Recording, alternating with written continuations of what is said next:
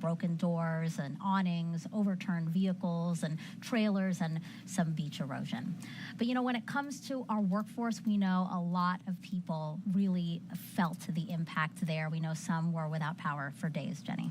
Absolutely. And, we both have friends and family in the area that were without power and that had impacts from the storm. So I'm really glad that, everyone made it through okay. Yeah. I know a tornado touched down just right outside of really your hotel. And a lot of other people who are here for this mission were staying. Absolutely. Yeah. And, definitely a scary moment for the team, but everyone was okay and we made it through. Yeah.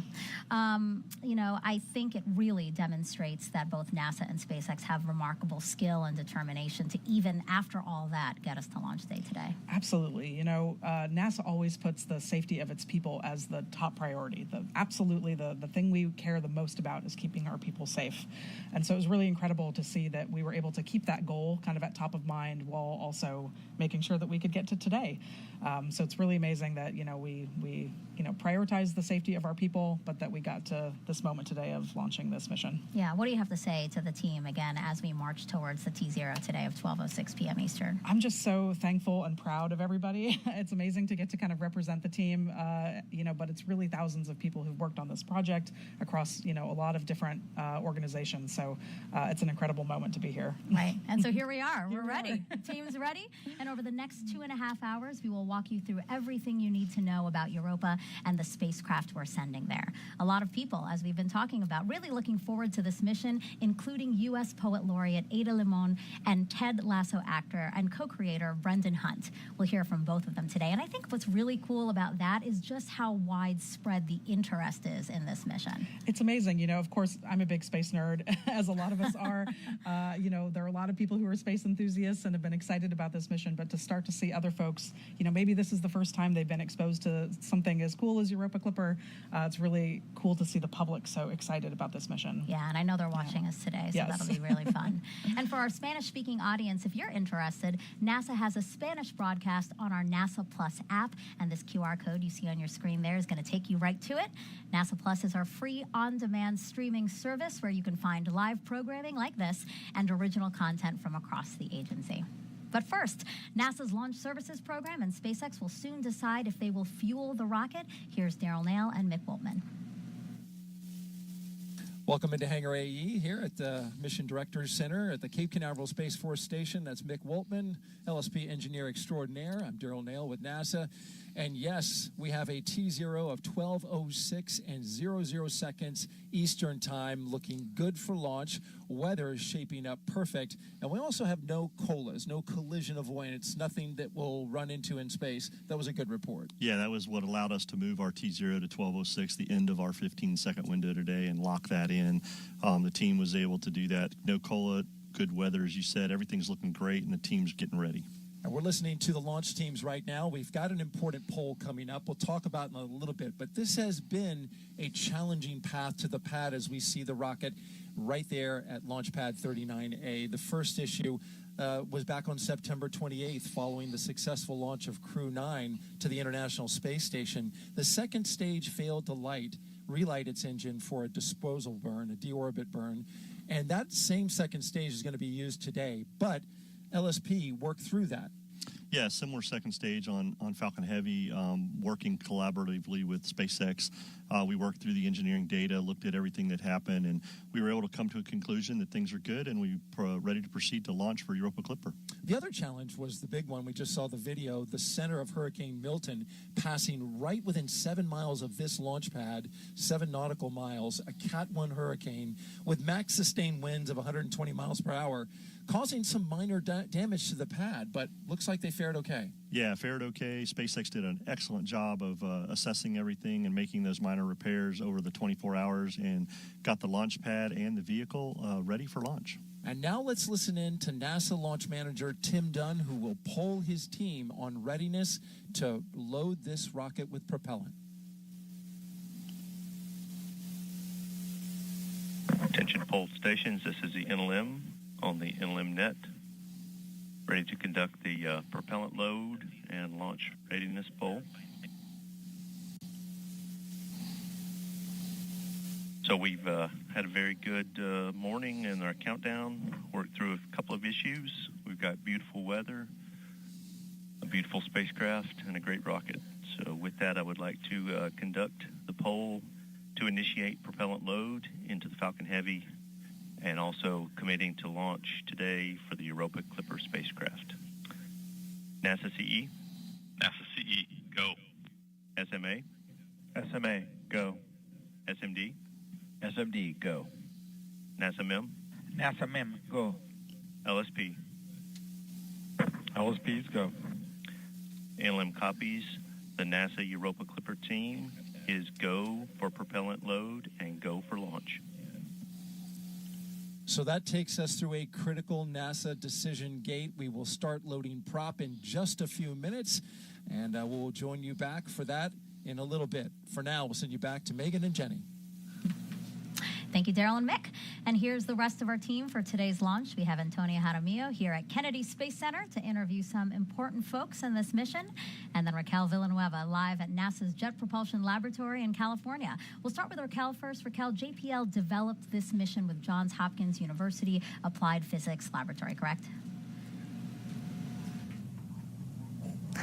That's right, Megan. And right behind me is mission control for the Europa Clipper mission, where experts are laser focused on operating the spacecraft. Each person here plays a critical role, from engineers monitoring the spacecraft's health to navigators who will be tracking its journey. They're constantly communicating to make sure everything is ready for today's launch. And in just a few minutes, they'll connect with NASA's Deep Space Network, a global system of giant radio antennas on Earth used to communicate with spacecraft. This step ensures that they are ready to establish contact with Europa Clipper after launch. And they're also keeping a long-standing tradition alive, Lucky Peanuts. It's a fun custom at JPL where the team snacks on peanuts before big mission events. Now, let's take a look at JPL's Pickering Auditorium. This is a live look where friends and family of the team have gathered to watch the launch. Hundreds are expected to fill the room, cheering on Europa Clipper. And back here at Mission Control, we'll keep you updated on key milestones and introduce you to the team working behind the scenes throughout the broadcast. Megan, back to you. And just to let you guys in on what's happening here, Jenny's getting pretty emotional seeing some family and friends and her teammates here from the mission. We're so happy to have you here, but we awesome. Absolutely know we're pulling you away from that. So I didn't want you to feel left out. So you have some peanuts to keep along with the tradition. Thank you so much. This connects me back to home, definitely, for sure. She does know that I'm allergic to Yes, peanuts, I'll so keep them she has to snack over here. But again, thank you for being here. I know that it would have been nice to be there, but absolutely. I hope it's nice to at least see them from these live Yes, pictures. it's just amazing to see everyone coming together. That's why I get emotional. Just, wow, we're finally here in this moment. All right, and now we'll take a look at the clock again. We are 53 minutes to launch. Let's hear more about this mission from some of Jenny's teammates. The most exciting thing about Europa can be summarized in one word: water. Now think about all the water on Earth and double that. That's what we think is on Europa. But we need to go there to explore it, to understand, is this place a habitable environment that could potentially support life? The propellant load and launch go-no-go poll is complete. Scientists think Europa has the key ingredients to support life as we know it. Number 1, water. Number 2, energy. And 3, essential chemical building blocks. For the first time ever, we're sending a spacecraft completely dedicated to studying this moon. The three main things that we're going to explore at Europa are the ice and the ocean, and understand that intersection between the two, study the chemical composition of the moon, as well as the geology and whether it's active currently. Europa Clipper is not specifically a life search mission. We're going to understand the potential habitability of Europa. Jupiter's radiation environment is intense, and Europa sits in the worst part of that environment. Jupiter acts like a giant particle accelerator. There are charged particles trapped in Jupiter's magnetosphere that rotate with it. And these particles slam against Europa and will slam into our spacecraft as well. With protect the spacecraft in two ways. Number one, we try to minimize the amount of time we spend in there, which is why we are orbiting Jupiter and just flying by Europa. The second way we protect against the radiation is by having an electronics vault that we put our computer and some of the other sensitive electronics inside, which is made of about 1/3 of an inch of aluminum. With each flyby of Europa, the outside surface of the spacecraft sees the equivalent of 1 million chest x-rays, just as we're flying by. It's a pretty long trip to get to Jupiter from Earth, but not that bad from a planetary standpoint.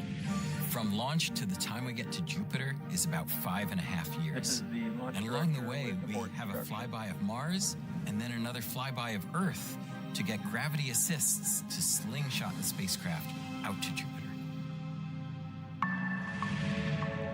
I hope for the future explorers who are watching this at home that they take away from this that humanity, when we come together, can achieve really cool things. We are in a golden age of robotic spaceflight exploration. How could you not be excited about something as monumental as this? I am most excited about the potential to unlock the secrets of Europa, the potential to really understand this crazy world that exists and has likely existed in this condition for 4 billion years.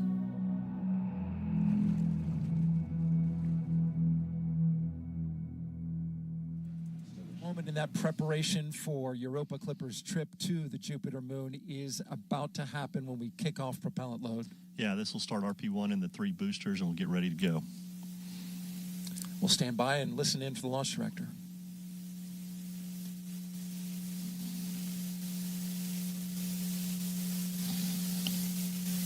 The launch auto sequence has started. Launch director Charlie Meyer giving the signal there that the launch auto sequence has started. And Mick, this is a very delicate dance that is all automated. Yeah, the SpaceX team has automation in all their software to start fueling the first stages, and they'll get ready for LOX load here in about 5 minutes and continue with stage 2. But the team does a great job here with their procedures and following it, and we can see the telemetry that RP1 fueling has started on all 3 of these boosters. And Daryl, interestingly enough, the 2 side boosters reflown. We flew them on Psyche as a NASA LSP mission. Yesterday was the 1-year anniversary for the Indeed. Psyche mission. That's right. And the boosters are back. We will say goodbye to them as it is a fully expendable mission this time around. So all 3 boosters will be discarded along with the second stage. The only thing coming back is the fairing. Let's talk about weather really quick. Whoa, what is there to talk about? It's nearly beautiful. It's a gorgeous day for the launch for weather launch. officer said, I think he used the words super duper. Yeah, Mike McElwain, our launch weather officer from the Space Force 45, just so happy with the weather today. And his last weather report, he was 95% go and trending towards even better. He just loves the way the weather, and as you can see in the picture, it's a gorgeous blue sky and great day for a launch. Indeed. The only constraint that we did have was high clouds, and even that has been removed. So it doesn't get much better than this in the launch business, folks. 82 degrees out, 7 to 12 mile per hour winds. They are light up high as well. So this rocket is going to have a smooth ride. We are 95% go. All right, that's going to do it for us. We're going to continue to track the propellant load. We'll send it back to Megan and Jenny. And as we continue to monitor important launch milestones, 2 things. We will pause for mission audio callouts when you hear those so that people can follow along with the launch countdown. But also, there are so many ways that you can participate in this broadcast. For one, if you have a question about anything we're talking about, send it our way. Jenny's super smart. Yeah, it's going all to her. So send them using the hashtag AskNASA, and Jenny will try to answer as many as she can live. And then you can also play Europa Clipper Bingo with us. Jenny is giving Vanna White a run for her money. She's showing you the bingo card now that you can get by just scanning the QR code on your screen. And this is how you will play with us. So you're going to listen for words like what, Jenny? Like ocean, life, Europa Clipper, spacecraft. Listen to us say any of those words. And try to get a bingo. Try to get a bingo, and then you can share your win with us using the hashtag Europa Clipper. Okay, let's head over now to NASA's Tony Jaramillo for her first interview of this broadcast, one of the engineers who assembled and tested the spacecraft. Right, Tony? That's right, Megan. We are here on the balcony of Kennedy's Operations Support Building, where the crowd has an amazing view of the launch pad. And joining me is Luis Aguila, Launch Operations Cable Harness Engineer. Luis, you're involved with connecting all of the cables to the spacecraft. Can you tell us a little bit more about what that entails? Yeah, so my team and I are responsible for making sure we've installed, connected, and secured all the harness assemblies at the system level. What this means is that we made sure that it's ready for launch and it's ready for flight operations. All in all, we installed 220 harness assemblies and connected 970 connectors during the ATLO campaign. And that's not even counting what our partners and instrument teams did when they delivered the hardware. So a lot of cables. Yes. Discuss to us the process of getting a planetary spacecraft, this spacecraft, ready for launch and how it compares to other missions, especially with this being the largest planetary spacecraft that NASA has ever built. So aside from the complexity of this large spacecraft, we did have to deal with some of the unique requirements for the environment that we're going into. So for example, we couldn't use Kapton tape for flight applications, and Kapton is quite standard in the industry, so we had to adjust to that.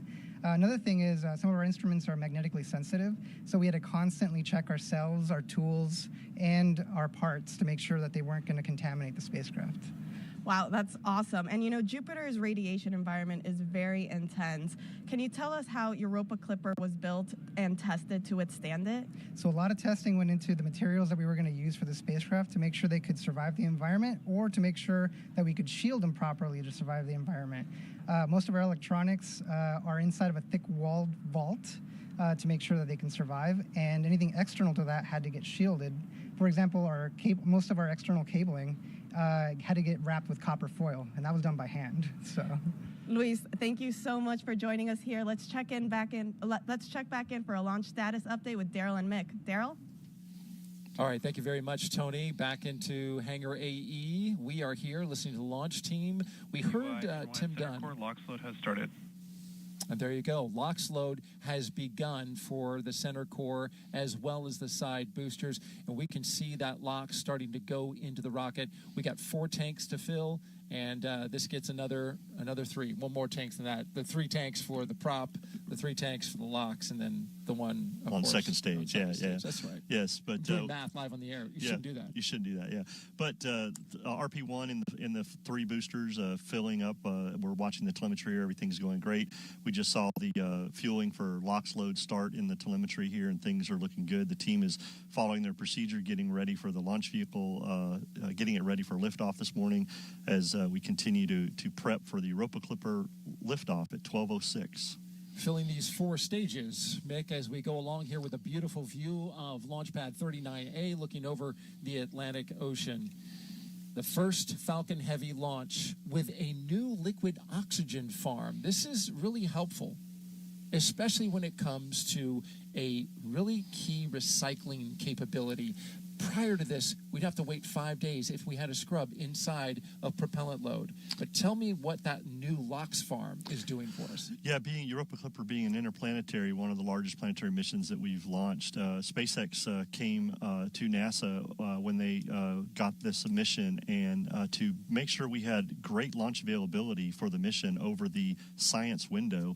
They upgraded their LOX farm at Launch Complex 39A, and they can now recycle and densify LOX every 48 hours, which gives us a lot more launch availability for a mission on a Falcon Heavy. So a huge upgrade that provides great access for the missions to be able to launch on time.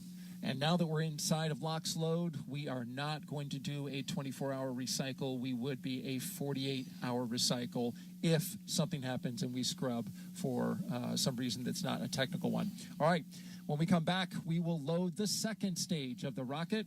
For now, we'll send it back to Megan and Jenny. All right, so everything going really well as we are 42 minutes and 40 seconds from liftoff of a SpaceX Falcon Heavy rocket with Europa Clipper. Now we have some spacecraft facts for you now, actually. Europa Clipper is the largest spacecraft NASA has ever developed for a planetary mission. It is 15.5 feet high by more than 100 feet long when you include its solar arrays. That's longer than a basketball court. It's also the heaviest spacecraft at about 12,800 pounds, and 6,000 of that is just fuel. The spacecraft has 9 science instruments plus a gravity and radio science investigation. All that will work together to study Europa's atmosphere, surface, interior, and space environment. And most of Europa Clipper's electronics are protected in a special vault. Jupiter has one of the most punishing radiation environments in our entire solar system. Now, the spacecraft was assembled at JPL in Pasadena, California. You can see it there. Shipping it here to Florida for launch, now that took a lot of coordination. First, some parts, like its high-gain antenna, were removed so it could fit in a shipping container.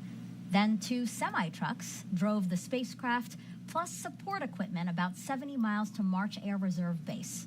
There it was loaded into a C-17 plane for its flight to Kennedy Space Center. And then once here, it was reassembled, as you can see there, and fueled in a clean room before it was encapsulated into the rocket's payload fairing. That fairing is at the top of the Falcon Heavy rocket you see live there, and it keeps the spacecraft safe through launch. And once Europa Clipper is delivered to space, it will take 5.5 years to get to Jupiter and Europa. Jenny, why so long? You know, it's a good question. We actually get this question all the time. Like 5.5 years, that's so long. Really, that's because space is really big and Jupiter is really far away. So even with getting this huge boost from the Falcon Heavy rocket, and we also do 2 gravity assists around Mars and actually around the Earth as well, that gives us a little extra kick of speed.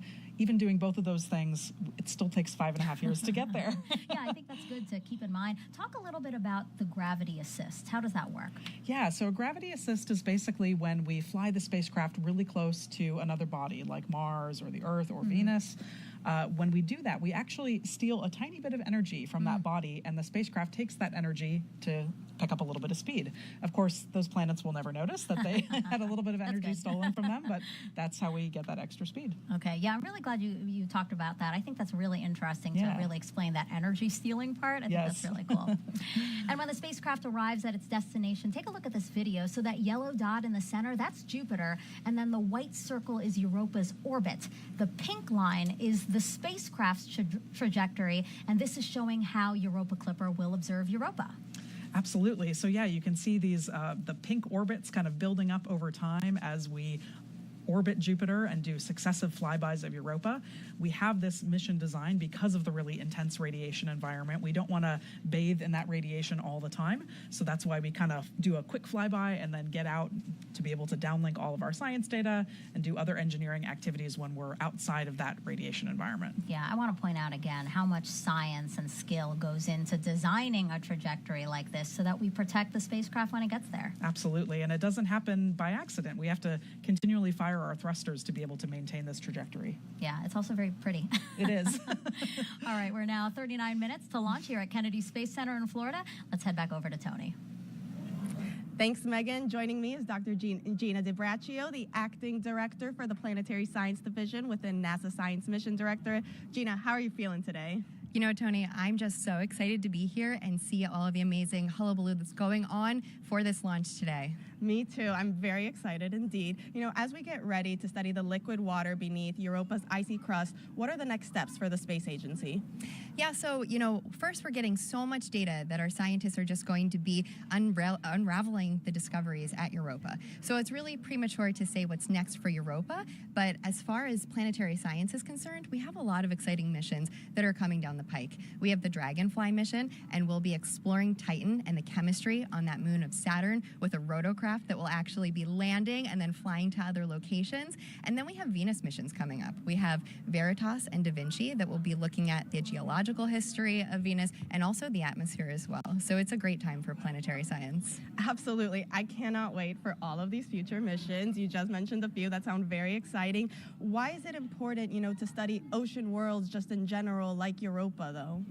Yeah, so as far as ocean worlds, you know, we believe that they are the most common type of planetary body throughout our universe. And within our own solar system, we have the ability not only to study Earth, but to go to Europa, to really look for that water and to understand how water is one of the key ingredients to life. So with Europa Clipper, we're not searching for life on Europa, but we're trying to see if this ocean world is habitable. And that means we're looking for the water. We're trying to constrain the ocean underneath that icy surface. We're looking for energy sources, and and we're really looking for the chemistry there so that we can understand what habitable environments might be throughout our whole universe. That is very exciting indeed. I cannot wait to discover what we find out. Gina, thank you so much for joining us. Sending it back over to you, Megan. And people from all over the world watching today's launch. So we invited you guys to send us your questions if you have any. So why don't we start taking some of those now? Absolutely. Let's do it. All righty. So the first one is from Instagram. This is, will the satellites that will be sent to Europa need to return back to Earth for the data? Well, it's good that we don't, because otherwise we'd have that long 5.5-year journey all the way back to Earth to get the data back. So we actually have a really big antenna on the spacecraft called our high gain antenna. If you've seen the photos of the spacecraft, it's the big silver disc in the middle. That's our antenna, and that's what's going to return all of the data back to Earth. That's my favorite part of the spacecraft because of that, because that's how we get all that amazing science data back. But we don't get it back immediately, right? I mean, it does still take a long time because of the distance. Exactly. So it takes light about 45 minutes to travel from Jupiter back down to the Earth. So if we say hello to the spacecraft, it takes 45 minutes for that hello to get there, and then another 45 minutes for their hello to come back. So it does take a little bit of time. But still, 45 minutes versus 5.5 years. Like, yes. That's very impressive. Exactly. All right, let's take another question. This is also on Instagram. What are some of the technologies on board to help with new discoveries? Yeah, so if you stick around later in the broadcast, we're going to talk about all of the instrumentation that's on board and go into that in detail. But we have a really advanced suite of instruments that are going to help us answer all these questions about Europa. So we have mass spectrometers, we have a really advanced camera that's going to take amazing photos to help us learn about the geology. We have dust detectors and magnetometers, so we have all sorts of scientific instruments to help answer those questions. Awesome, thank you so much. All right, let's check back in on propellant loading with Daryl and Mick. And we are moving smoothly through the countdown so far, Mick.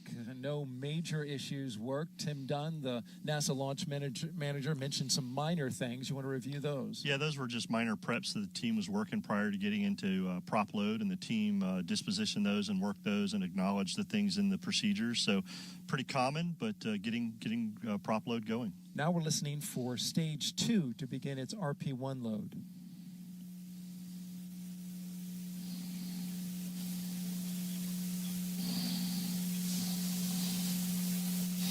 And we can see on our displays, which have an interface that shows us and confirms that indeed stage 2 has begun RP1 prop load. Again, stage 2 has begun that prop load. This is an autonomous process, so we won't always hear a call out. Yeah, correct. The SpaceX team has software that controls their fueling and gets things going. As we see RP1 on the 3 boosters, locks on the 3 boosters, and now we're starting to put RP1 in the second stage RP1 tank, and things are progressing very well towards launch at 12:06. And Mick, this is just the 11th launch of a Falcon Heavy, so this is a special occasion. SpaceX launches a lot of rockets. They're approaching something like 400 launches. So this 11th of a Falcon Heavy is really key. They also did some special work on this launch for this spacecraft by putting something together for its necessary cooling. The Europa Clipper spacecraft has some very tight requirements when it comes to cooling and to purity of the air in there. It has to have high-grade nitrogen float in there, and they built something called an octonozzle, which is literally, I'm going to make it with my hands, 3 nozzles that are pushing air onto the radiators of the spacecraft. Yeah, the team has to meet planetary protection requirements. As you mentioned, Europa Clipper has some strict requirements for the environmental control system within the fairing. And so this is just one of those things that SpaceX came up with to be able to get the ECS and GN2 flowing in the fairing around Europa Clipper to maintain all those requirements. Ingenious thing that they've done to make sure they can keep Europa Clipper within limits. Europa Clipper sitting at the top of this Falcon Heavy rocket, and indeed, the spacecraft team has also been getting and configuring this spacecraft to get it ready for launch. Yeah, team's been working great. We've been listening to the spacecraft team configure Europa Clipper, getting things ready to go. Later in the count, we'll hear them go on internal power. So continuing to follow their procedures and work all they need to do to make sure Europa's ready for launch at 12:06 p.m. today. All right, and we're waiting that T0 at T-minus 32 minutes and counting. We'll send it back to Megan and Jenny. Great news that fueling continues to go well on the rocket. As for the spacecraft, let's get back to Raquel for another check. Megan, Mission Control has been conducting readiness polls, team-wide check-ins before launch to confirm everything is good to go. The activity lead is making sure the launch-specific software is ready to run, and after liftoff, she'll be monitoring it to ensure everything on board is working as expected. While Mission Control takes care of those final details, let's take a closer look at why Europa is the focus of this mission. Earlier, I spoke with Europa Clipper Deputy Project Scientist Bonnie Barati, who gives us a glimpse of what's beneath the moon's icy crust. Bonnie, we are here with a model of Europa that shows us the layers that we can see underneath its crust. First off, before we get to it, can you tell us about the characteristics of the moon? Europa is one of the large icy moons of Jupiter. There are 4. They were discovered by Galileo in 1610. And it's a little bit smaller than our own moon, but unlike our moon, it has a lot of water, about twice as much as the Earth does. If you were approaching Europa from afar, you would know immediately it's really an odd object, unlike any other in the solar system. Let's just start with the surface. I see all these ridges and crusts and grooves. Like, what is it about this geology that makes it different? Well, there are hardly any craters on this unusual surface. We see a lot of evidence for cracking and active geology, so we think it's either active now or was active in the recent past. Once we get past this surface, we see this layer of ice. Can you tell me more about this ice and how much of the moon it covers? Well, it covers the entire body, and the ocean is global. The crust it's about 15 miles or so, perhaps more or less. But it definitely blocks any sunlight from this water underneath this global ocean. What other key ingredients are there for life that might be on Europa? The other 2 necessities for life are chemicals, some type of food for any organisms, and also a source of energy. We can't use the sun because we're underneath that ice crust. And you think that energy is coming from that rocky 3rd layer below? Yes, there is a rocky mantle to Europa, and it is in contact with this ocean. And we believe there are some unusual features down here that are caused by Jupiter. Jupiter is huge. You can fit 1,000 Earths inside of it. And on top of that, the orbit of Europa is not quite circular. So when it gets close to Jupiter, it gets kind of squashed. And then when it gets further away, it releases this mechanical energy into thermal energy. And we believe this comes out as thermal vents at this interface between the rocky mantle and this ocean. And not only do these thermal vents release energy and additional chemicals, but they provide the ideal region for a habitable environment, which is the main goal of our mission. We're looking for an environment that could support life. And there is so much left to learn about Europa. Bonnie, I want to know what you are most excited about. I'm most excited about the unknown. Every mission that has gone to an object we haven't studied in detail, we've discovered something that we couldn't envision, something so wonderful we couldn't imagine it. That's what I'm looking most forward to. Great. Thank you so much, Bonnie. Thank you so much, Raquel. Now, you just heard in that video that Europa and our moon are roughly the same size, but they could not be more different when it comes to water. Europa is believed to have twice as much water as Earth, while our moon has a fraction of that. NASA wants to learn how to use our moon's water to live and work there.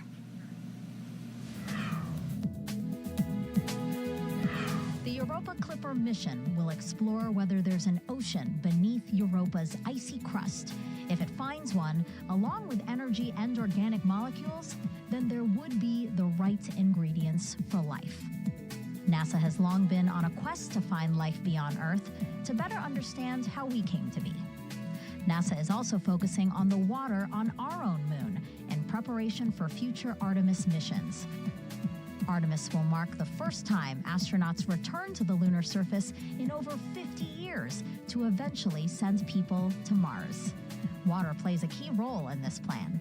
If NASA can figure out how to harvest and use the moon's water, astronauts could drink it, turn it into breathable air, or even use it for rocket fuel.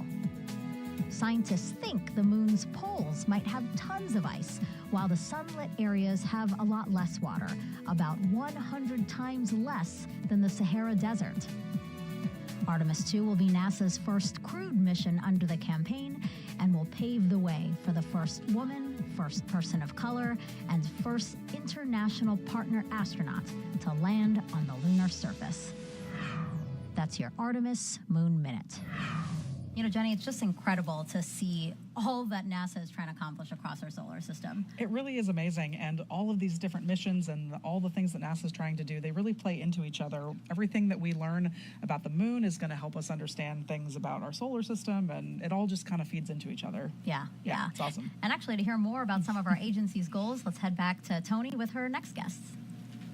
Thanks, Megan. Joining me is NASA Associate Administrator Jim Free and NASA Chief Scientist Dr. Kate Calvin. Thank you both so much for being with us here today. You know, Jim, can you tell us a little bit more about why the Europa Clipper mission is so important for the space agency?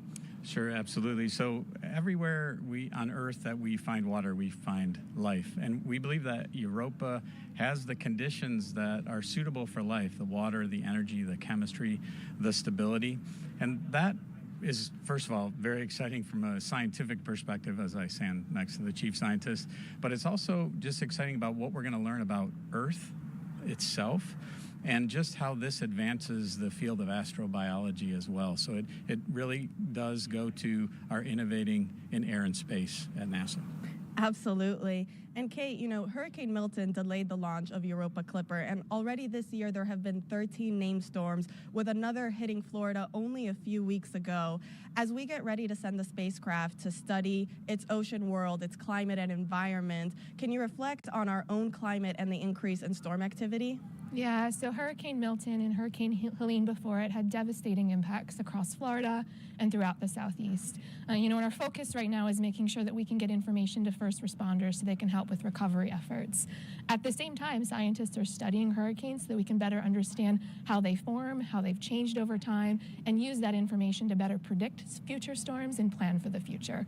And what we know is that climate change is leading to a higher proportion of strong hurricanes. So of the hurricanes that form, more of them are categories 3 through 5. And we're also seeing more heavy precipitation events, so more heavy rainfall associated with hurricanes, which can have really severe flooding effects. And so we're focused now on helping first responders, but also thinking about how we can better plan and prepare for the future. Absolutely. Jim, going back to Europa, is Europa one day, a target or a goal, a destination that NASA is perhaps one day interested in sending astronauts to? It's not a very kind place for human beings with the radiation environment that it has. So what it does set up for is our robotic explorers, which we have done throughout the entire solar system, and now with Voyagers even going beyond that. But while Europa Clipper is exploring Europa, we'll have crews at the moon, further understanding the formation of the moon and how the formation of the solar system as well. So it's a complementary effort that goes to our whys at NASA, which is science, national posture, and inspiration. So we'll be doing that with both the Artemis and the Europa missions. Thank you guys both so much for joining us. Megan, back over to you. Now, the Europa Clipper mission has captured the attentions of people all over the world, even a beloved coach from the show, Ted Lasso.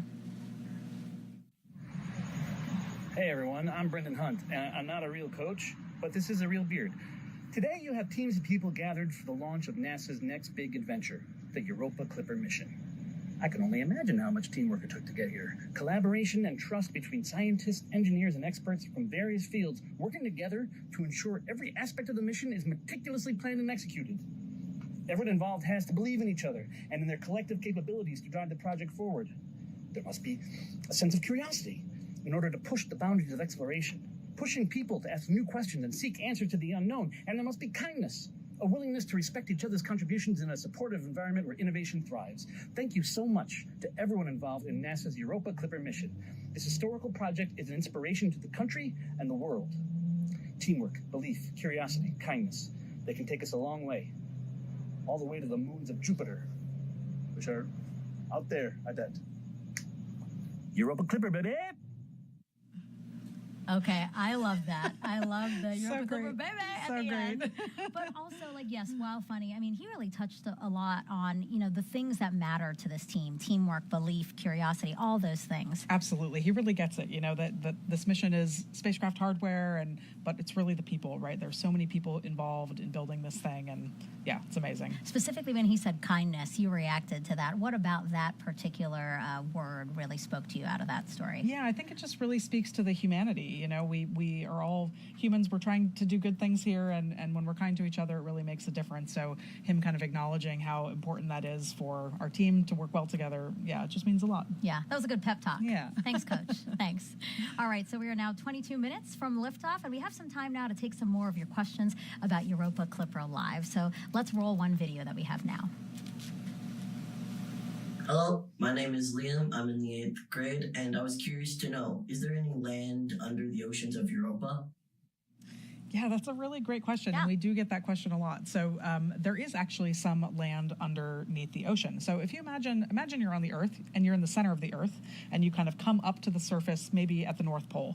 First, you'd be at the very center where it's really warm, then you'd go through a rocky layer, then some water, and then the ice. That layer structure is very similar to what we see on Europa. So underneath the ocean, there is this big rocky mantle. And actually, we think that there may be hydrothermal vents on the floor of the ocean, just like there are on Earth, and that's where life may exist. Wow. Okay. Yeah. We can probably squeeze in one more. This one's also on Instagram. Do rockets travel at the same speed in outer space? It's a great question. So when they're traveling through the atmosphere, the air slows them down. They have resistance from the air, but once you get into space, you can go a little bit faster for the same amount of, boost. Additionally, once we get into space, our spacecraft is going to go about somewhere between 10,000 miles an hour and 100,000 miles an hour, depending on where it is in the solar system. So we kind of have a huge variety of speeds that we end up at getting out to Jupiter. Wow. Thank you for that. Again, thank you for your questions. #AskNASA. Okay, we're coming up on another fueling milestone. Let's check back in with Daryl and Mick. All right, thank you very much. And fueling going well right now. We're watching some telemetry on our screens right now. We've got RP1 on the first stage, about 75% complete, about 70% complete on LOX also on the first stage, but we're almost done loading the RP1 on the second stage. Yeah, stage 2 RP1 load complete, should be finishing up here shortly and getting ready for LOX load on stage 2. So things Stage 2 continuing. RP1 load is complete. There we hear the call out for the complete of RP1 on stage 2, but things are moving forward with propellant loading, getting ready for launch. And now you see that LOX being vented out of the booster, which is condensing the warm Florida air here, which we have a beautiful day today, so it's really the only cloud that's in sight. Yeah, it's a beautiful sight that you see there on your picture of on the screen of Falcon Heavy, looking really good as propellant load continues. As we look up there, you can see towards the top where Europa Clipper, the spacecraft and the star of the show, is sitting inside of its fairing. You can see the NASA logo at the top, and on this view you can see the Europa Clipper logo, which is just below it, which is a pretty neat design that they made. I want to give you a little closer look at it. It was designed by the JPL team. Cynthia Phillips says she designed it to be something beautiful, something abstract and representational. We actually have a shot of that graphic, if we can pull that up, and there it is. It's a nice logo. The blue-white color scheme represents water ice, the elements on Europa being studied by the spacecraft. The shape looks like a snowflake or an ice crystal, and those two V-shaped portions represent the flybys, each pass of Clipper as it swoops in and then retreats. And then the dot in the center can be Europa, and the star shape can be the spacecraft. They put a lot of thought and design into this logo.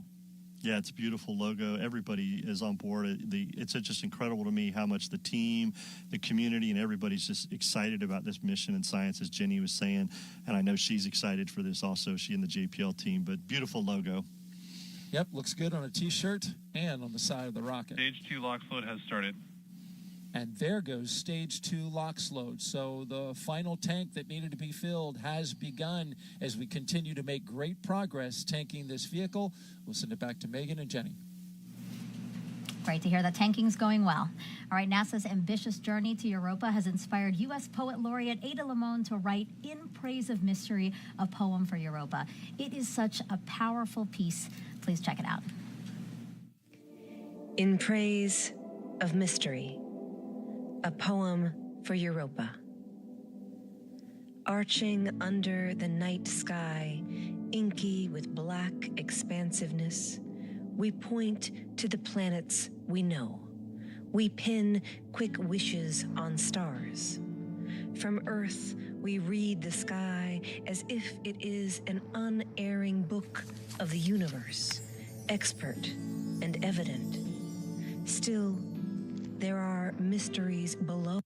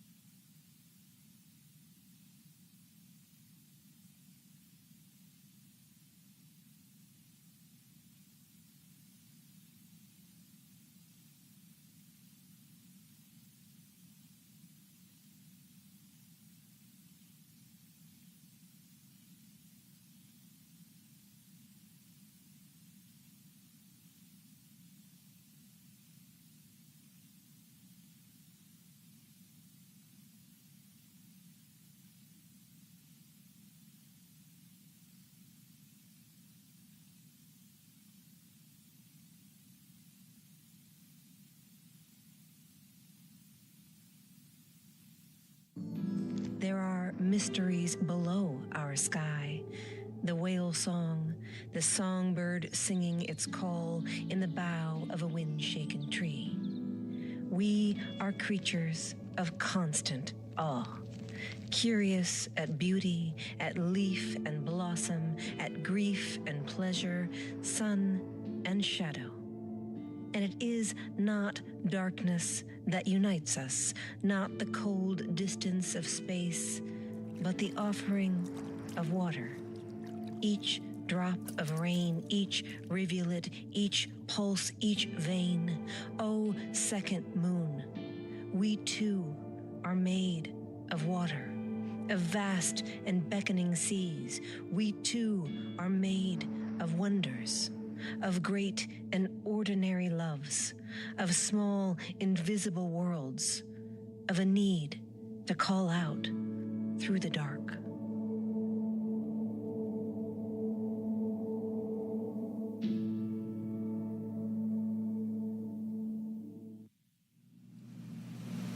We had a little bit of technical difficulties there. The package paused a little bit, but I still think that you could really feel how powerful that piece is. And now we're so lucky to have Ada Labone here with us. Thank you so much for being here. That was so moving. I was getting goosebumps.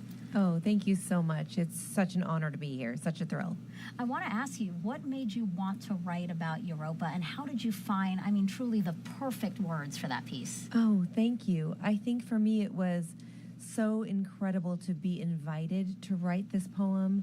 And when I was struggling with this incredible prompt and this incredible ask, I realized that it's not just a poem that's going to Europa, not just a poem that's on the Europa Clipper, but a poem that's for us. It's a poem for everyone here on Earth. And that was really important to me as I tried to choose the right imagery and the right language. Mm-hmm. Not a tough ask at all. No, not at all. And not only that, but we're taking your poem with us. Yeah. So we have here a replica of the vault plate. This is the plate that's going, that is part of our vault on the spacecraft that's protecting all the sensitive electronics from all that radiation, and it's written in your own handwriting. Yeah. How does it feel knowing that a piece of you is going to Europa? You know, one of the things that I keep focusing on is that it really is a poem for all of us. Mm-hmm. But when they asked me to do it in my own handwriting, my grandmother had passed away a year ago. She was the one who taught me to really make my handwriting as perfect as could be. And every time I look at this piece, I feel like my grandmother is part of this project too. I heard you had to rewrite it a few times to get it just right. You think? Yes, many times. The handwriting is as beautiful as the poem itself, I assure you. Yes. And what do you hope people take away from this? You know, I really hope that as we embark on this incredible voyage together, that we are reminded of the wonders all around us, that it's not just in these huge moments of exploration that wonders exist, but that they are everywhere around us all the time. And we can't be lonely if we are all connected to this universe. Well put. Thank you so much. And I mean, one other note that I want to point out is, you know, Jenny has always talked about this, that mix between science and art. I mean, really, there is a connection we should be talking about. Yeah, I think that it's so important. In fact, we do ourselves a disservice when we separate arts and science, because we're connected by curiosity and wonder. Perfect. You are so well spoken. I see why you're the U.S. Poet Laureate. Ada, thank you so much for being here. We really appreciate it. And thank you for the beautiful piece of poetry you gave us for this mission. Thank you. Thank you. It's been the honor of my life. Thank you. Thank you so much. If you are inspired, really, as Ada was, to write about our universe and you want to write your own poetry, the QR code on your screen now is going to take you to a space poetry writing activity brought to you by NASA JPL. All right, another check of the clock. We are now 11 minutes, 51 seconds and counting from liftoff. Jenny, let's squeeze in a few more NASA social questions. What do you think? Absolutely. I'm ready for them. Okay, let's pull the first one up on the screen right now. This one is, how can we convert images to evidence of valid life and organisms? If it's proven, what are the next steps? Absolutely. So, Europa Clipper is not a life detection mission, so we're not trying to prove that there is life there now. But what we are trying to do is characterize if this could be a habitable environment. And so, but even so, the images that we're going to get, we learn so much from images. Even just, looking at a photograph of the surface tells us a lot about the geology, why the surface looks the way it does. Why it looks like that. That can tell us what's going on underneath that causes the surface to look that way. And so that tells us about the ocean. So there's a lot we can infer from even just looking at images of the surface. Yeah. I mean, considering that you're talking about this, let's actually pull up a picture now. So you said earlier that prior missions sparked our interest in Europa. Well, this is a 2022 pic from the Juno spacecraft taken from less than 310 miles above the moon's surface. And you see all those fractures. That's what Jenny was talking about, fractures, the ridges, the bands that crisscross the moon's surface. I mean, from this image, that's how you guys discovered that maybe there is something happening underneath there. Absolutely. It's part of how we know that there is water underneath the ice. When you think about our moon is covered in craters, right? It's just pockmarked, and so many bodies in the solar system are that way as well. But Europa's surface is really different. There are some craters, but not very many, and that tells us that it is a kind of a young surface, at least geologically speaking, and that begs the question of why. So, that was one of the avenues of scientific questioning that we had that led us to believe that there is water underneath the ice. Right. So we know about Europa. Well, it is Jupiter's fourth largest moon and only slightly larger than our moon. It's really, really cold at Europa. Surface temperatures range from about minus 210 to minus 370 degrees Fahrenheit. Scientists estimate its ice shell is 10 to 15 miles thick. Because of all that ice, Europa is six times brighter. And the spacecraft now on internal power. There is strong evidence of our ocean, of an ocean beneath that icy crust that could hold over twice the volume of Earth's oceans. And then Europa is Jupiter every 3.5 Earth days, with the same side always facing the planet. That is super fast. That is 3.5. Think about that for a second. 3.5 days to orbit Jupiter. That's so fast. Yeah. All right, and let's take a look at the launch countdown again. We are now 9 minutes and counting until Europa Clipper launches. And no issues to speak of right now. The weather conditions are fantastic. I mean, your screen right there. Jenny, how are you feeling? I am just absolutely buzzing. Feeling very enthusiastic, a little bit nostalgic, just so really excited to get Clipper up into space where it belongs. Yeah, I know this is super thrilling for you and the Europa Clipper team, but this is also a huge moment for astrobiologists and really the scientific community at large.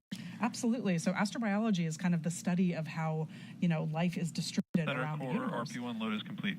And so one of the things that was really exciting about Europa is that it's a place in our own solar system that could be habitable. And so this, going to Europa to see it means a lot for the astrobiology community and, of course, for humanity at large. Well, Jenny, here we go with the final moments of the launch countdown. Let's head over to Daryl and Mick. All right, thank you very much, ladies. And here at Hangar AE, we are continuing to monitor the launch countdown. And so far, we're at 10 minutes and counting. We're listening to the launch teams. They are monitoring some temperature data coming from the second stage LOX line that goes to the engine there. They're gathering data. Keep an ear and an eye on that. So far, everything else looks track okay. Yeah, everything's proceeding forward with propellant load, and we did hear that stage 1 RP1 is complete on the 3 P1. So things are continuing to move forward there, and propellant loading will be finishing up here shortly as the team gets the vehicle ready. The team at JPL and California also on console for their space just shifted their spacecraft to internal power. Yeah, they started transitioning to internal power. We'll get full confirmation of that in about 2 minutes, but things are good to go, and things are looking good. Preparations for the spacecraft to move forward. Engine chill has started.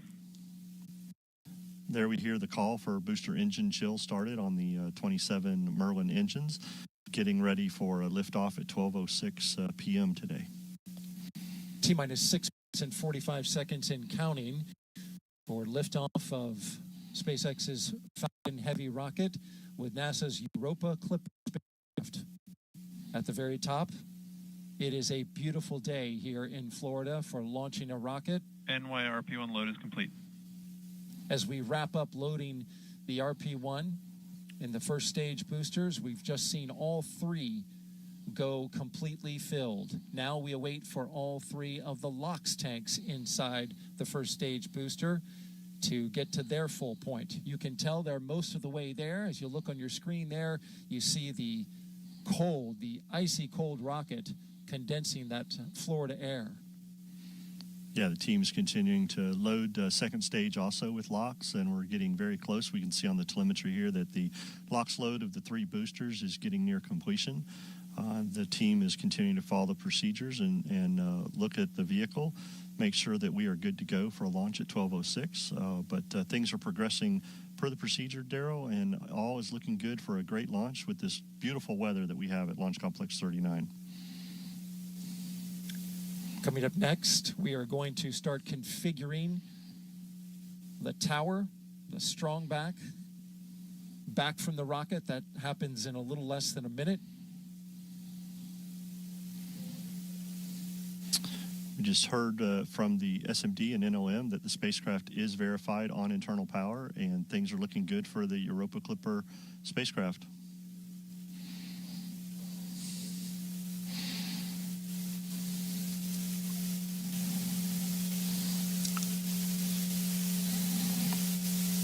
We're also listening to the launch teams as they discuss the data coming in that they're looking at for the rocket. Teams continue to follow the procedure, as I said, and work the loading of propellant, finishing up the topping of the 3 boosters and the second stage. As we mentioned earlier, the 3 boosters are expendable fully. They will not be coming back for landing today. So SpaceX is getting the team ready to launch this vehicle today. And you just heard the call out that the strong back is retracting.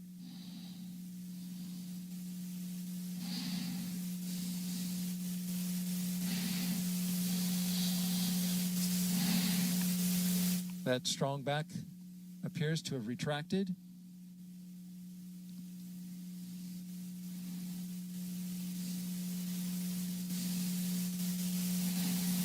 So we're getting some discussion on the nets regarding the second stage.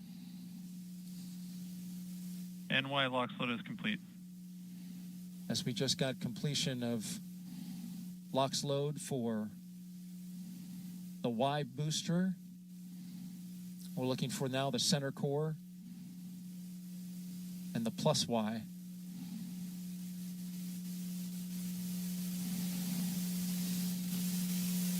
NLM, it's the LD on the count.net with a final status check.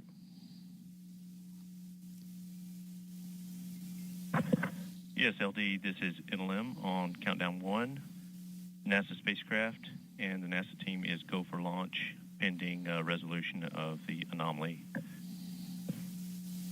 Copy. Go pending outbrief of the issue being discussed on the anomaly net. Affirmative. Okay, Tim, so they've mentioned that they're working an anomaly. Tell me a little bit about it. Yeah, so as we mentioned, they're monitoring some temperatures on the second stage, and things are the teams continue to look at that as they continue filling second stage with liquid oxygen. They're continuing to look at that and monitor Center that core, LOX load as is far as they can into the count. So things are continuing to progress forward with LOX load. Center core is just finished up, so all three boosters are filled with LOX and RP1. The second stage has RP1 on, and we're getting near completion of stage 2 LOX load as the team continues to look at that temperature in the second stage. But we did hear NASA launch manager Tim Dunn tell Charlie Meyer, Stage 2 SpaceX LOX launch load is director, complete. that they are go for launch pending the resolution of this temperature issue. So the team has continued to work that, and the team will continue to progress forward in their procedure. And so these discussions are happening very quickly as we are counting down now inside the final 2 minutes until liftoff. Absolutely, and we just heard that stage 2 LOX load was complete, and the team is working that. And as you said, this is what they do in the last few moments before launch. They're working their procedures, following their processes, and having these discussions. But we are still progressing forward towards a T0 of 12:06. And things are progressing forward for the launch this morning, or this afternoon. We are now 90 seconds until liftoff. Weather is 95% go. These boosters on the outside, they have flown before the Psyche mission a little more than a year ago. They are back on the pad along with a brand new center core booster and a spacecraft bound for the Jupiter moon Europa. Yeah, Daryl, I can confirm, listening to the Heavy teams, that startup. everybody is go for launch. They have resolved the temperature issue they were looking at on second stage. Everybody's given the go for that, and Falcon is in startup, so the flight computer has taken over, and we're getting ready for the SpaceX launch final go. director is go for launch.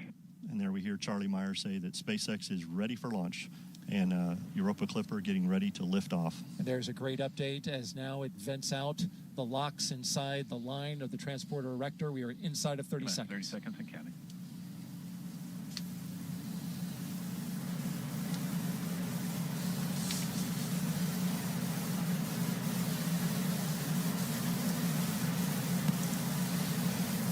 Minus 15 seconds and counting.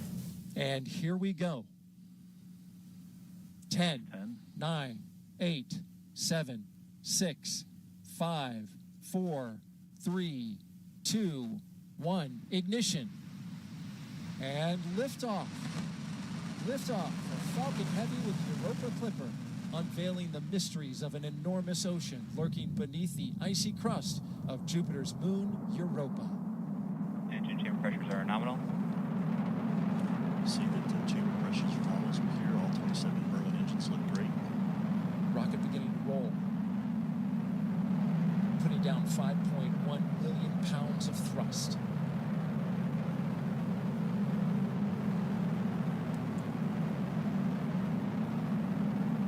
Coming up, they're going to back off those engines just a bit.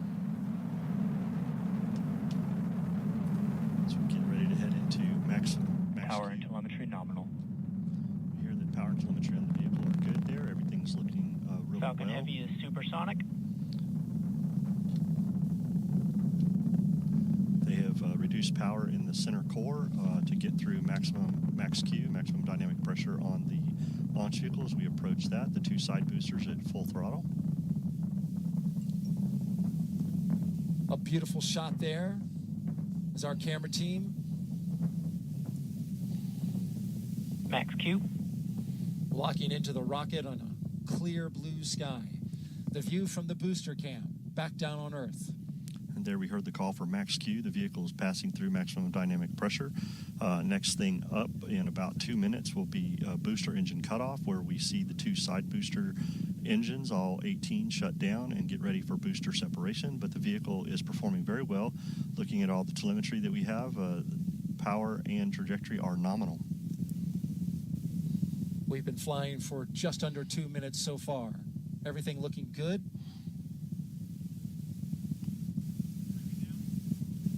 These side boosters, once they do their job, they will be expended. If you're familiar with the Falcon Heavy, you know that They bring the boosters back on certain launches, but not on this one, because all of the performance is needed to push Europa Clipper into its proper orbit. Things continue to look good as the vehicle heads down its ascent phase here. All telemetry is looking very nominal for this flight this morning. Falcon Heavy is performing very well.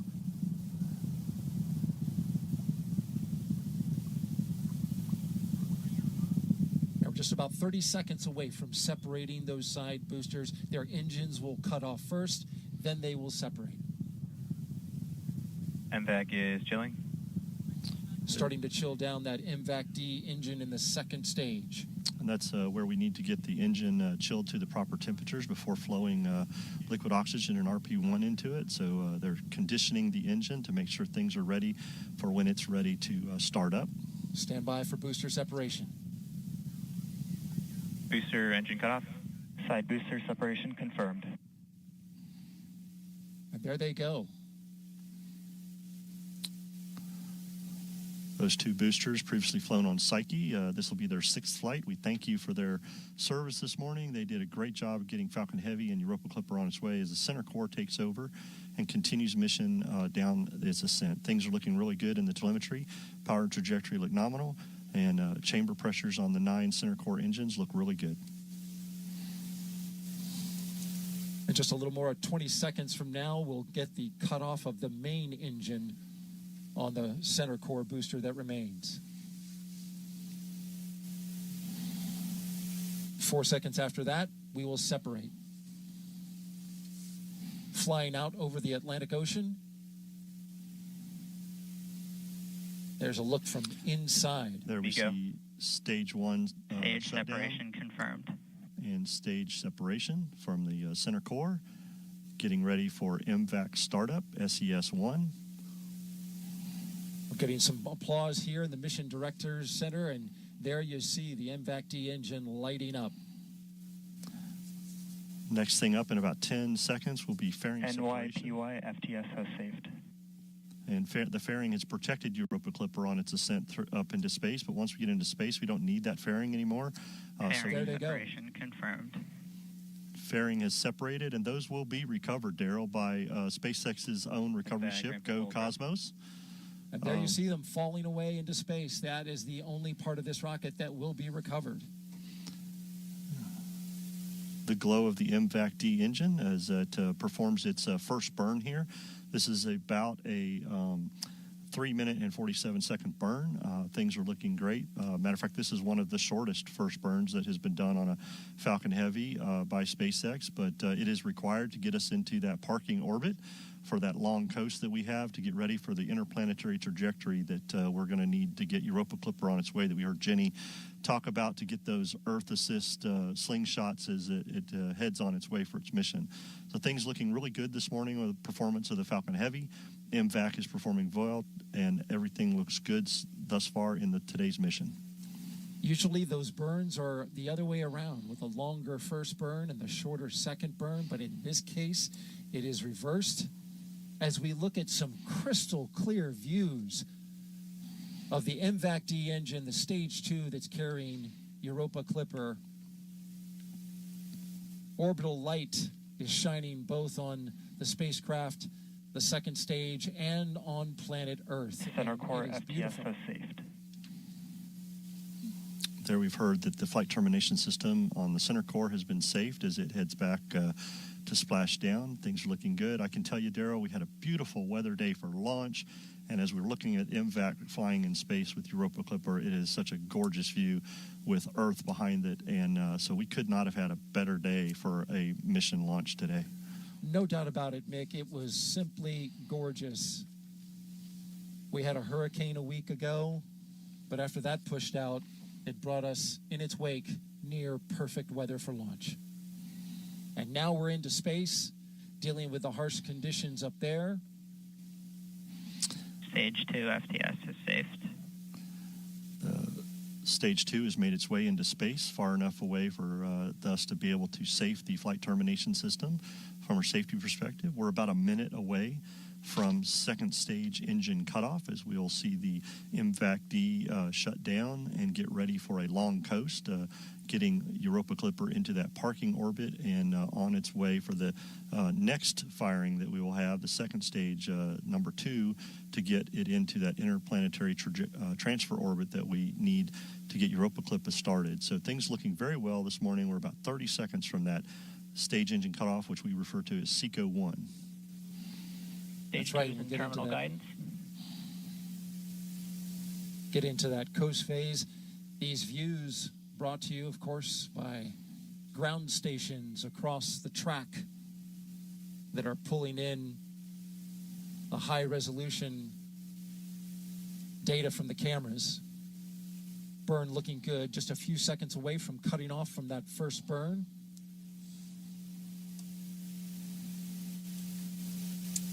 And there it goes.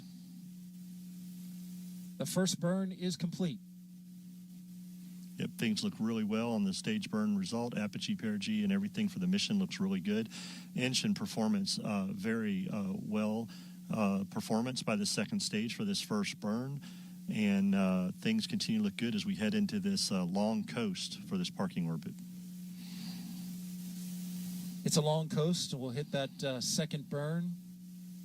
Roughly 3 minutes and 21 seconds long. This one was roughly 3 minutes and 9 seconds. And Mick, you saw the data from it, and it all looked pretty good.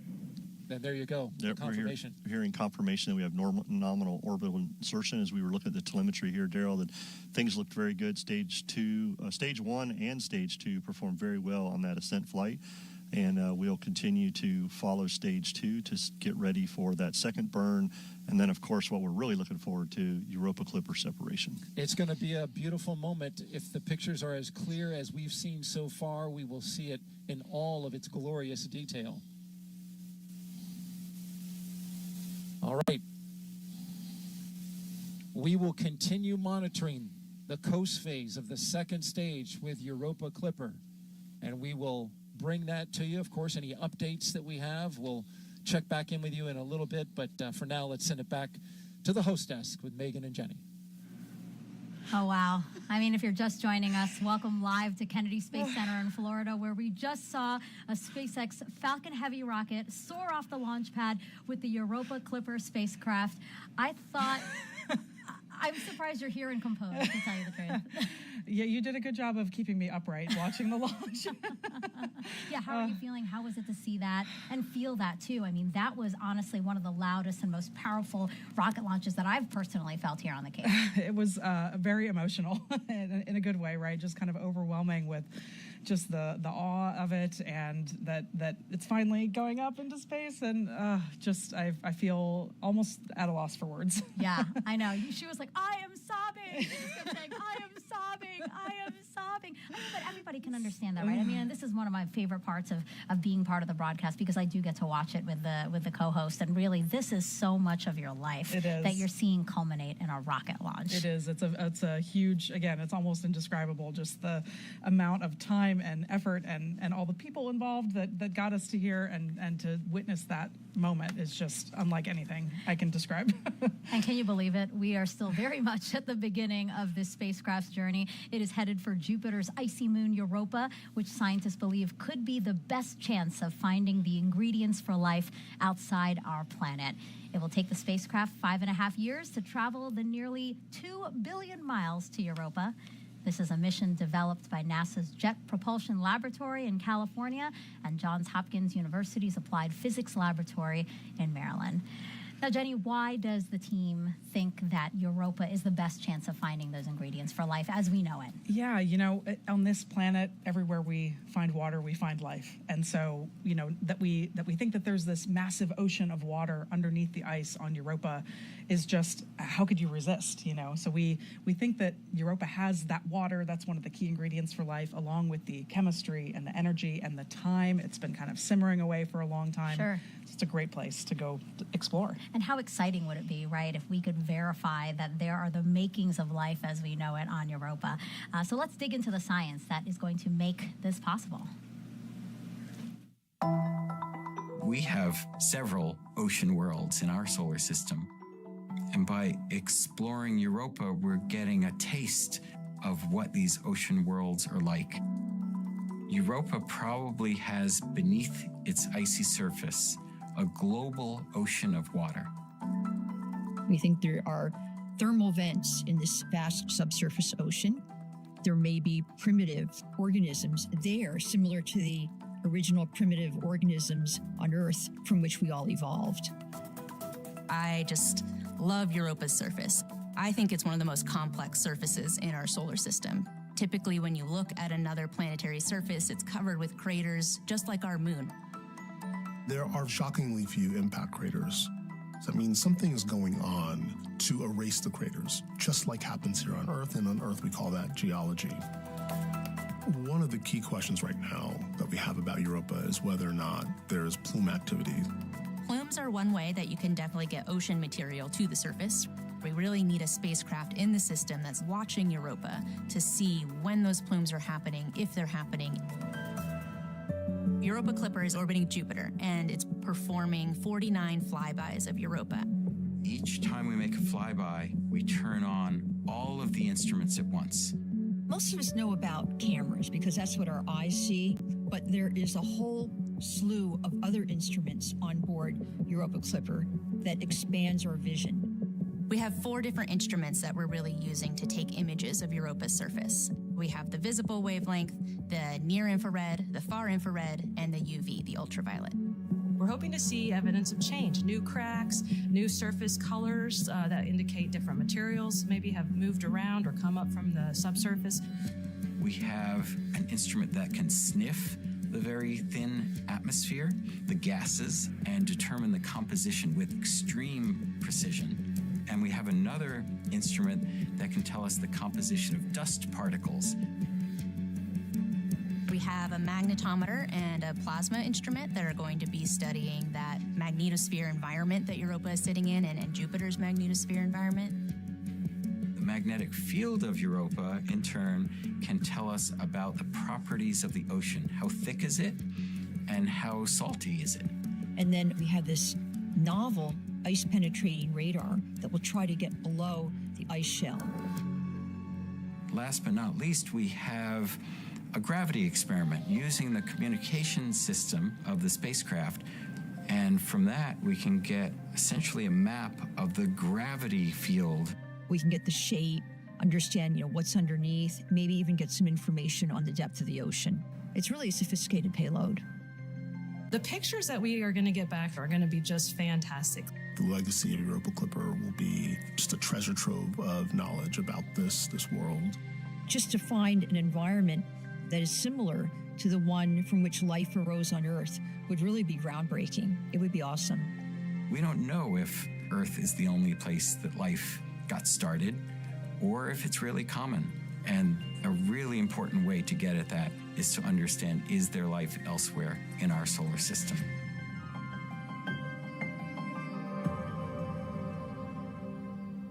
And we were proud to host JPL directors here at Kennedy for launch. She's with Tony now, and they both had a spectacular view of launch.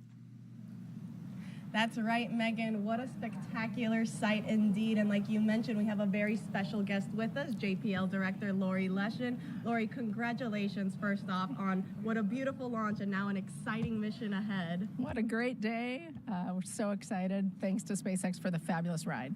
Absolutely. And, Lori, what would you like to say to the teams who have put in so much hard work and dedication, to this mission? More than 4,000 people across many different organizations have worked on Europa Clipper, and we're so proud of them and so grateful for their hard work, for their families who've supported them, and especially the 150 or so with us from JPL who rode out the hurricane here. Thank you. Absolutely. And, can you tell us a little bit more about why planetary missions are important in general that we go and study?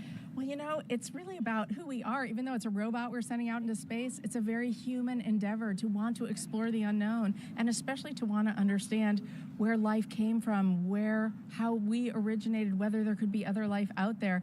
it's really a fabulous quest, and we're so fortunate to be able to do that through NASA's science program. Definitely. And, can you tell us a little bit more about the Europa Clipper vault plate and why teams decided to include one? The vault plate is so wonderful. It builds on a great history. People know about the Voyager Golden Record, which carried messages from Earth into deep space. It's kind of following in that tradition, and to have a special poem written by Ada Limon, the U.S. Poet Laureate, we're over the moon, over Europa, about being able to carry her words with us and to carry 2.6 million names of Earthlings with us as we go explore Europa. Absolutely, a lot of special mementos on there indeed. Now that launch has occurred, what are some of those key milestones that the teams are going to be looking out for on its way, on Europa's way to Jupiter? Right. So just today, we'll be looking about 1 hour out is when we separate from the upper stage of the rocket. 3 or 3.5 hours out is very important because that's when our solar arrays, those giant size of a basketball field or basketball court solar arrays, deploy. We need those because we need power. And then in just 4 months' time, we'll fly by Mars for our first gravity assist. So it's going to be excitement all the way along on our way to Jupiter. Absolutely. Lori, thank you so much for joining us again here today. Back over to you, Megan. Thank you to Lori and Tony. And now I want to bring back Raquel, who's live at NASA JPL in California. I know the team, like here, erupted into cheers when the rocket lifted off. But now, Raquel, they're back at work and looking forward to what's next, right? That's right. There was lots of cheering over here, but now here is a live look from inside Mission Control. You can see the team is getting ready for Europa Clipper's next milestone. Now, we showed you them gearing up for this moment, and now they wait for acquisition of signal, but there's a lot happening in there that you can't see. That's why I caught up with Mission Manager Tracy Drain. So let's take a look at a behind-the-scenes breakdown. And Tracy, tell us about the space here in Mission Control. Here in Mission Control, you'll see a lot of folks who are paying attention to the configuration of the spacecraft before launch. But our main role is to catch the baby, that's Europa Clipper, so that we're ready to control it once it's well on its way. And you'll be right up front here with your headset on, talking to everyone in the room. Can you tell us what is going on behind the scenes? Sure. I, as mission manager, am making sure everything's running smoothly here and communicating status to our project manager in Florida. Next to me is the flight director, whose job is to do what their title sounds like, direct or guide the people in the room through the detailed steps of the procedure. So if the flight director is guiding the room, who in here is talking to the spacecraft? The primary engineer talking to the spacecraft is the ACE. They're paying attention to the link between the spacecraft and the deep space network on the ground. They actually get to hit the button that sends commands to the spacecraft when we're ready to do that. Behind them is Telecom, who is responsible for all the hardware on board, the radio, making sure that that's working so the spacecraft can communicate to the ground. And there are some other roles too who are ensuring that the data from the spacecraft is coming to this room properly. The phase lead sits over here, and her job is to understand all the things that are supposed to happen before and during launch, so that if things start to go a little sideways, she'll be heavily involved in making sure we understand how to deal with them. Navigation are assessing and understanding the track that the spacecraft is on once it separates from the launch vehicle, so that the antenna on the ground can point to it and track it. And then this row behind you, they're making sure Europa Clipper's healthy, correct? That's right. While systems here is ensuring that all of the different parts of the spacecraft work together, the folks back here are paying attention to individual pieces. Avionics and flight software are paying attention to the computer and the software that's running on board. Fault protection is ensuring that if something ran on board in response to a problem, we understand what that is. Power is ensuring things like the solar array and the battery are producing enough energy for the spacecraft. Thermal is making sure that everything stays within the right temperature ranges. Propulsion is noting everything that has to do with thrusting on the spacecraft is working. Then guidance, navigation, and control and motion behavior are ensuring the spacecraft is pointed in the right direction and moving the way that it should. And there's a special role here too, the test bed. Can you tell us a little bit more about that? Yeah, the test bed is a set of hardware and software components in another room that we have 2 of them set up like a simulation of the spacecraft, so that if things go a little bit off kilter, then we can use them to troubleshoot what's going on. And there's one more thing I'd like to ask you about. There is a tradition here at JPL that involves some snacks. Could you tell us more about this? That's right. These are the Lucky Peanuts. And as the story goes, back in the 60s, an engineer was handing out peanuts during a launch just to ease the tension in the room. That one went really well, and so now, as our tradition is, we have Lucky Peanuts with every major event. Lucky Peanuts. Thank you so much, Tracy. Absolutely. It's my pleasure. Thanks for having me.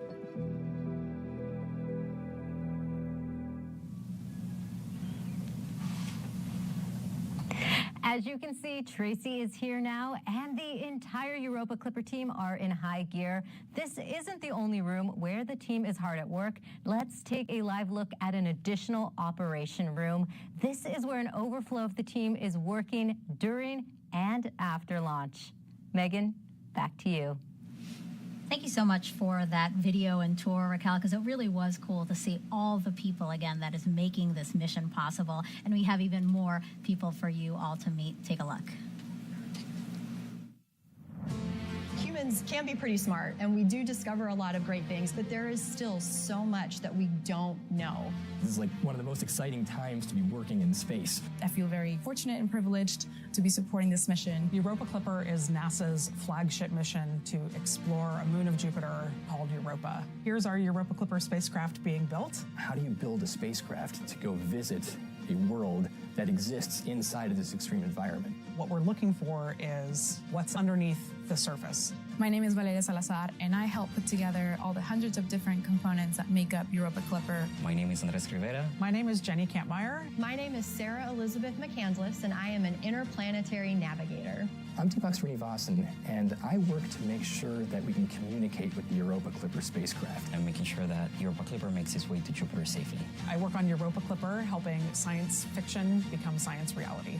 We're going to Europa to determine whether we have favorable conditions for life. Here on Earth, no matter what environment you're in, wherever there's water, we found life. We're going to investigate all those ingredients that we think have led to life as a whole. But to actually do that, a lot of engineering has to happen. There's no one person that is responsible for getting this spacecraft built, for designing our science campaigns. I'm helping enable solar system exploration, helping to enable exploration of the universe. We're doing some really humanity-changing science. It's a hard journey to get here. It felt like an impossible dream. For me personally, being an immigrant, I never really imagined that I would have the opportunity to participate in something like this. Just seeing it up here and knowing that it's going to be up in space, it's pretty humbling. Seeing it from its infancy to actual realized hardware, to get that on its journey to Europa, it's just going to be a wonderful feeling. It's been very motivating to see that a part of me will go to Jupiter. I'm contributing this tiny part of something that's going to help us understand better about our universe. We're going to be exploring literally the frontiers of life. Who knows what mission today is going to be that inspiration for the next generation. That's such an honor to be a part of.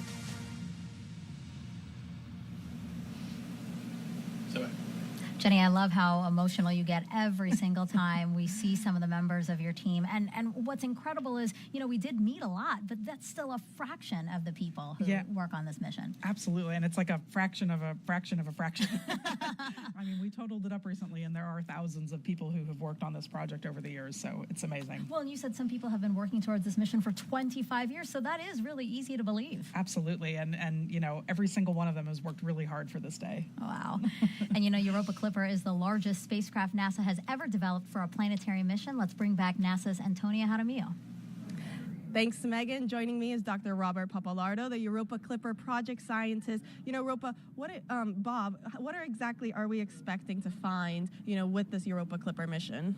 Well, the Europa Clipper carries the most sophisticated suite of instruments that we've ever sent to the outer solar system. It carries a radar that can penetrate through ice like a CAT scan to find liquid water. Super high resolution imaging will be able to look for warm spots, plumes at Europa, all these wonderful techniques that combine together to tell us, could Europa be the kind of place that could support life today? That is very exciting. I mean, can you tell us a little bit more about how scientists will indeed confirm that Europa can support life, like you said? Sure. We want to understand whether Europa has the so-called ingredients for life. Liquid water, the right chemical elements, and then the energy that could support life. So understanding Europa as a whole can tell us whether those ingredients are there. And Europa is an ocean world. What kind of ocean are we looking at here? Is it going to be one like Earth that has, a variety of warmer, cooler waters, or are we looking at something entirely different? Probably not too dissimilar from cold oceans at Earth, Arctic oceans, but here covered with a layer of ice. But the temperature will be similar to Arctic oceans, probably salty. We're not sure how salty. And the pressure at the bottom of Europa's ocean is probably similar to the pressure at the bottom of the deepest point in Earth's oceans. Earth has a lot more gravity, but Europa's ocean is a lot deeper. That's very exciting. You know, now that Europa Clipper has launched, how does it feel for you, Bob, for the teams and everything now to see this mission on its way? Just overwhelming. That launch was incredible. And here we are. It's the culmination of so many years of work by so many people. And now we're on our way. And 6 years from now, we'll start getting great data from Europa. That is so exciting. I know all of us here are very much looking forward to that. Bob, thank you so much for joining us. We'll send it back over to you, Megan. And actually, Jenny, you and I were just talking. Bob is one of those people who has been working on this for 25 years. 25 years, right? And this is really kind of I know how much this moment means to him to finally get here. And yeah, him and, you know, obviously many of his colleagues as well. But 25 years, can you believe that? Yeah, again, very composed for someone Yes. who, all of you are very, very composed. All right, so NASA made a point to keep the spacecraft as clean as possible before launching to its destination. Here's why that is so important.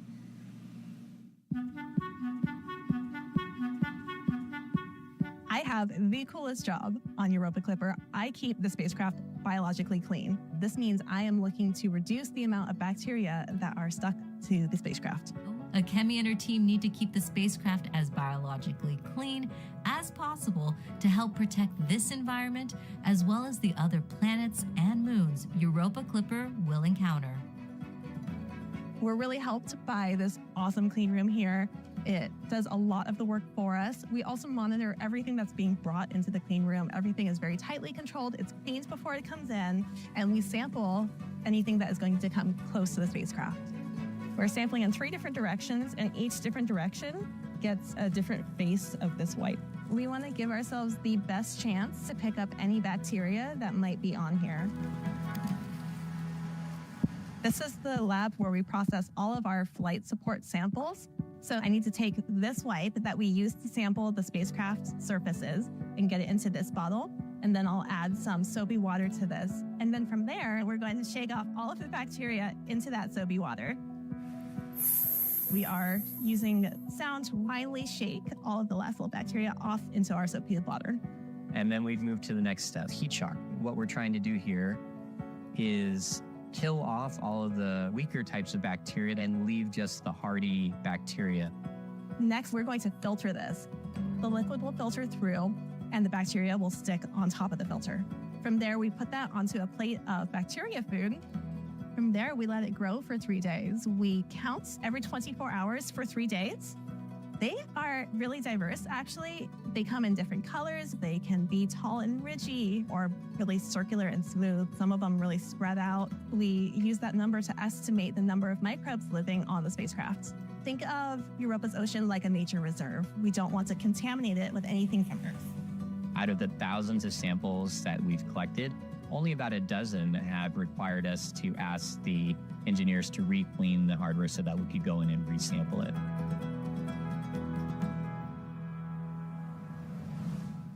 All right, let's go back to Daryl and Mick to get another status update on the rocket. Yeah, and we've been following this launch ever since it lifted off at 12:06 in 00 seconds Eastern Daylight Time from right here at the Kennedy Space Center in Florida. We are tracking since then the progress of this coast phase, and we do not have telemetry data currently for it, but we are expecting to pick that back up at our next ground station. We're currently flying over top of close to, as you can see right there, the southern tip of Africa. Yeah, Daryl, the telemetry and Ascent the coast is picked up by the ground stations across the globe, and we'll be picking up data here shortly. And, you know, one of the new things that we'll be doing with Falcon Heavy as we get ready to start up Stage 2 for its second burn, we'll be using the NASA TDRS network, the tracking data and relay system, to be able to pick up that start of Stage 2 once that comes about. So that's a first time we'll be using that for Falcon Heavy, and things are looking great. So we are hearing that we just got at AOS from our Cape Town ground station, and we were watching telemetry. It just came back on the screen, so things are looking really good. data that has just popped up for the orbital coast. Looks good from a velocity standpoint and altitude.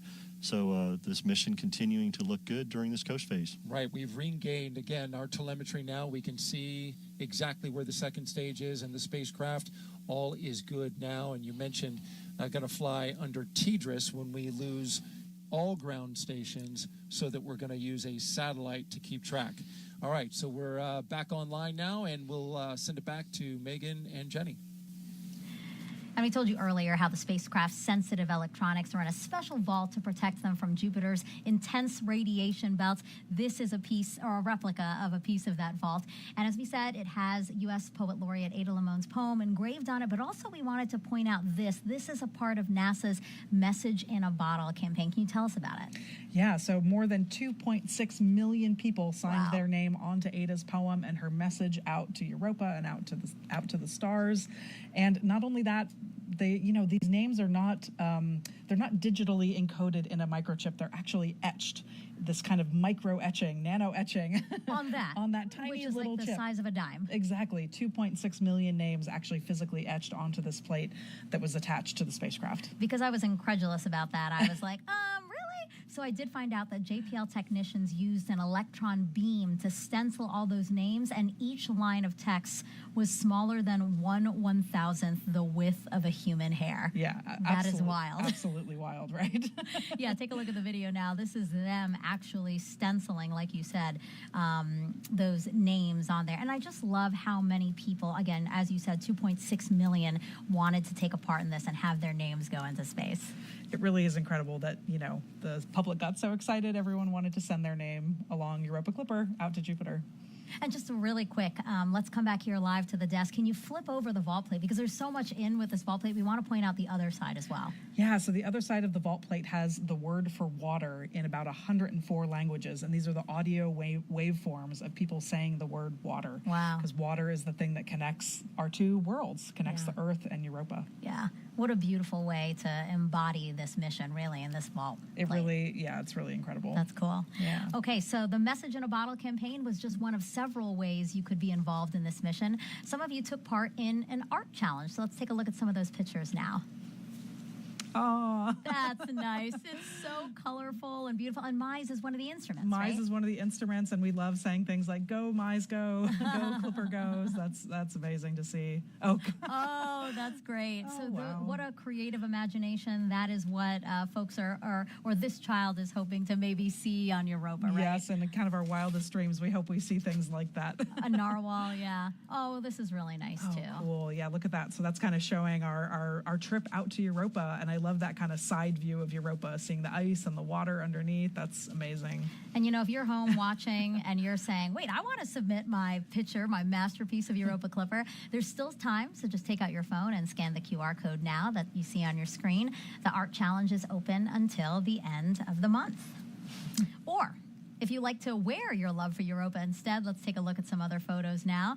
These are Jupiter and Europa-inspired fashions, and this was part of NASA's Style Challenge #Runway to Jupiter. They look very happy to be wearing the mission logo. That's awesome. Those look like, I think, knitted or crocheted sweaters. Oh wow. This is my Halloween costume. I could see that. I'm going to dress up as Jupiter, and you're going to be Europa and just run around me. That's great. Every 3.5 days, I'll run around you.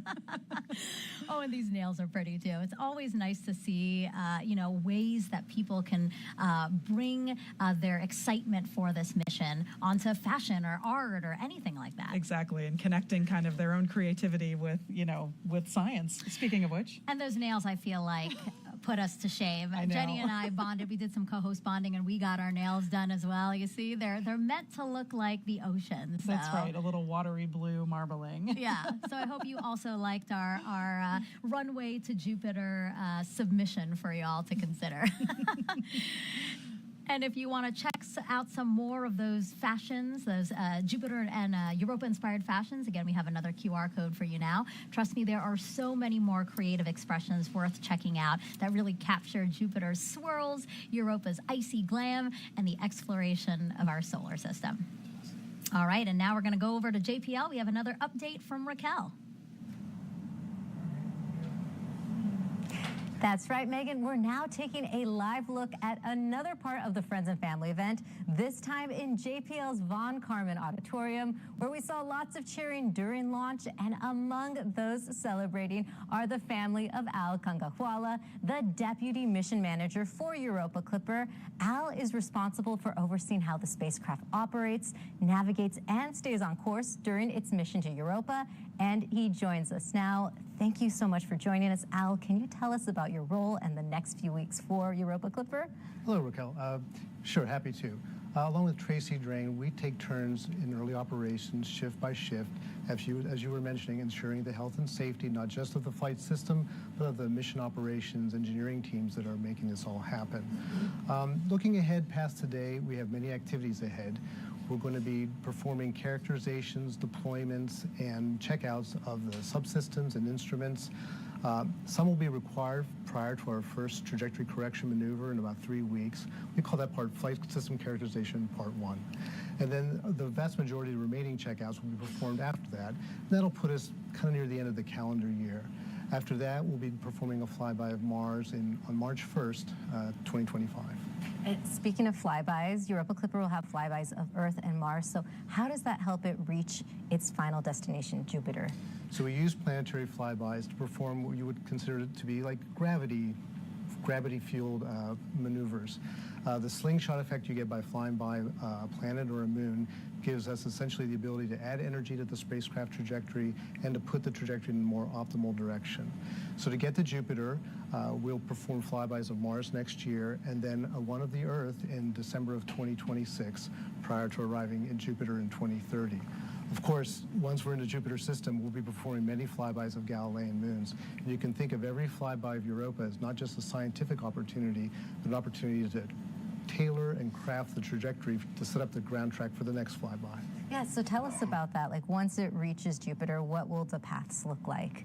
So after orbit capture, we'll be proceeding with a series of Galilean moon flybys to reduce the size of the orbit, the capture orbit, to one that's more in resonance with Europa's orbit.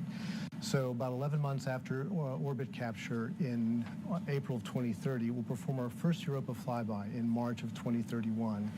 And by around Memorial Day weekend in that same year, we'll be in full swing performing flybys about every 3 weeks. Well, Al, thank you so much for your time. Megan, back to you.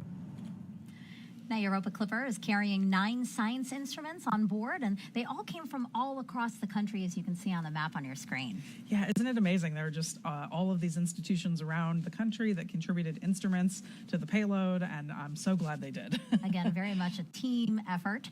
So now we want to take some time to walk you through some of those 9 instruments, and we have the first 4 on the desk now. Yeah. Walk us through these, Jenny. Absolutely. So we're going to start over here. Okay, so this one? Yep. So that is our ICE instrument. It's actually 2 instruments. Oh, and I see another piece. Yep, that's our wide-angle camera, and then the larger piece is the narrow-angle camera. And these are basically going to give us those beautiful color, high-resolution photos of Europa. Cool. The next one here is eThemis. This is our thermal imager. So this is kind of like our pair of night vision goggles. It's going to help us see spots on the surface where the ice might be warmer, where water might be seeping up from underneath, making that ice melt. Oh, awesome. Yeah. And then these 2 instruments, this is MISE and this is Europa UVS. And these are 2 of our spectroscopy instruments. So let's talk a little bit about spectroscopy. So take this, we're gonna do a little demo here. So yeah, hold that. I'm gonna hold some of these rocks. Okay. So before you turn that on, these look like rocks you might just regular rocks. Yeah, in my backyard. Find on your backyard, find on a hike. They're white, they're gray, there may be a little bit of brown and black speckles in them. But what happens when you turn on that flashlight and take a look at them again? Oh, whoa. This Yeah. one is bright yellow. This one's bright green. Oh, and this one's like red. Isn't that amazing? So what's happening here? Yeah, so spectroscopy is basically studying how light interacts with objects and how it may tell us a little bit more about what is going on inside of that object. So looking under visual light without the flashlight, it looks one way. Right. But when we put UV light on it, like Europa UVS will do, it can help us see what the rocks are made of. Wow. And so that's what both MISE and Europa UVS are going to be doing in the infrared and the ultraviolet parts of the light spectrum. It's really amazing what you guys can do from just imaging. Like, you're not landing, again, this is not a mission that's landing a spacecraft anywhere, but look what you can figure out just by pointing a camera. Exactly. By light. pointing a camera and using different wavelengths of light, we can understand what things are actually made of, and that's really incredible. Wow, I'm really glad you showed this because, Yeah. again, it's nice to see the instruments as they are, models here, but like to see the science in front of us immediately. That was really cool. Thank Yeah. you for that. Awesome. So again, these are just some of the 9 instruments that Europa Clipper has on board. We're going to show you the other 5 after we head back out to Tony, actually. So Tony, the Europa Clipper mission was developed with Johns Hopkins Applied Physics Laboratory. That's right, Megan. And joining us virtually is Bobby Brown, the head of Johns Hopkins APL Space Exploration Sector Head. Bobby, can you tell us a little bit about where you are and how you and the teams are feeling at this moment? Yeah, well, good morning. I'm standing here in the Mission Support Area East, which is one of 2 mission support facilities. One's at JPL, that's the primary one, and then we have a facility here in Laurel, Maryland as well. And I'm standing here with members of the operations team who have been plugged in all day and are part of this mission. That's amazing. Congratulations to you and the team. And in your mind, what makes Europa Clipper so unique? Europa Clipper is among the most special of special missions that we do in planetary science. The science itself is amazing. It's something that's been in work for 15 years. The spacecraft is huge. It's going to a destination that you could really just dream of. Think about the moon, but the moon, our Earth's moon, but with twice the volume of water that we have on the Earth. And our spacecraft's going there to explore. It's a very large spacecraft, very heavy spacecraft, and of course soon our magnificent solar arrays are going to deploy. These solar arrays are 100 feet across. So this is the largest, most significant planetary science mission of all time.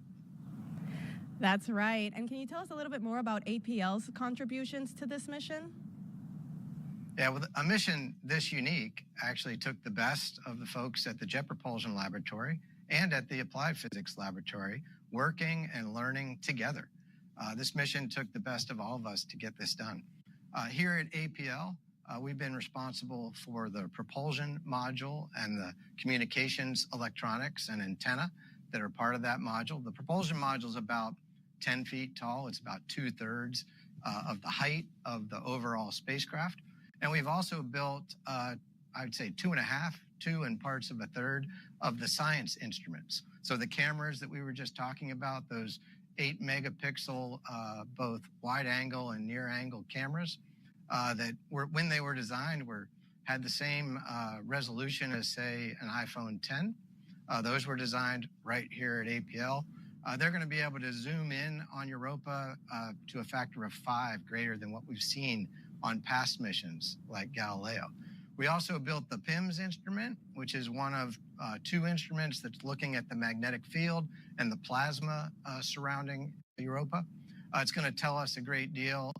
Together, they will tell us a great deal about the ocean beneath the icy surface. And then with JPL, we worked on the MISE instrument, which is that spectrometer that you were just talking about in the previous segment.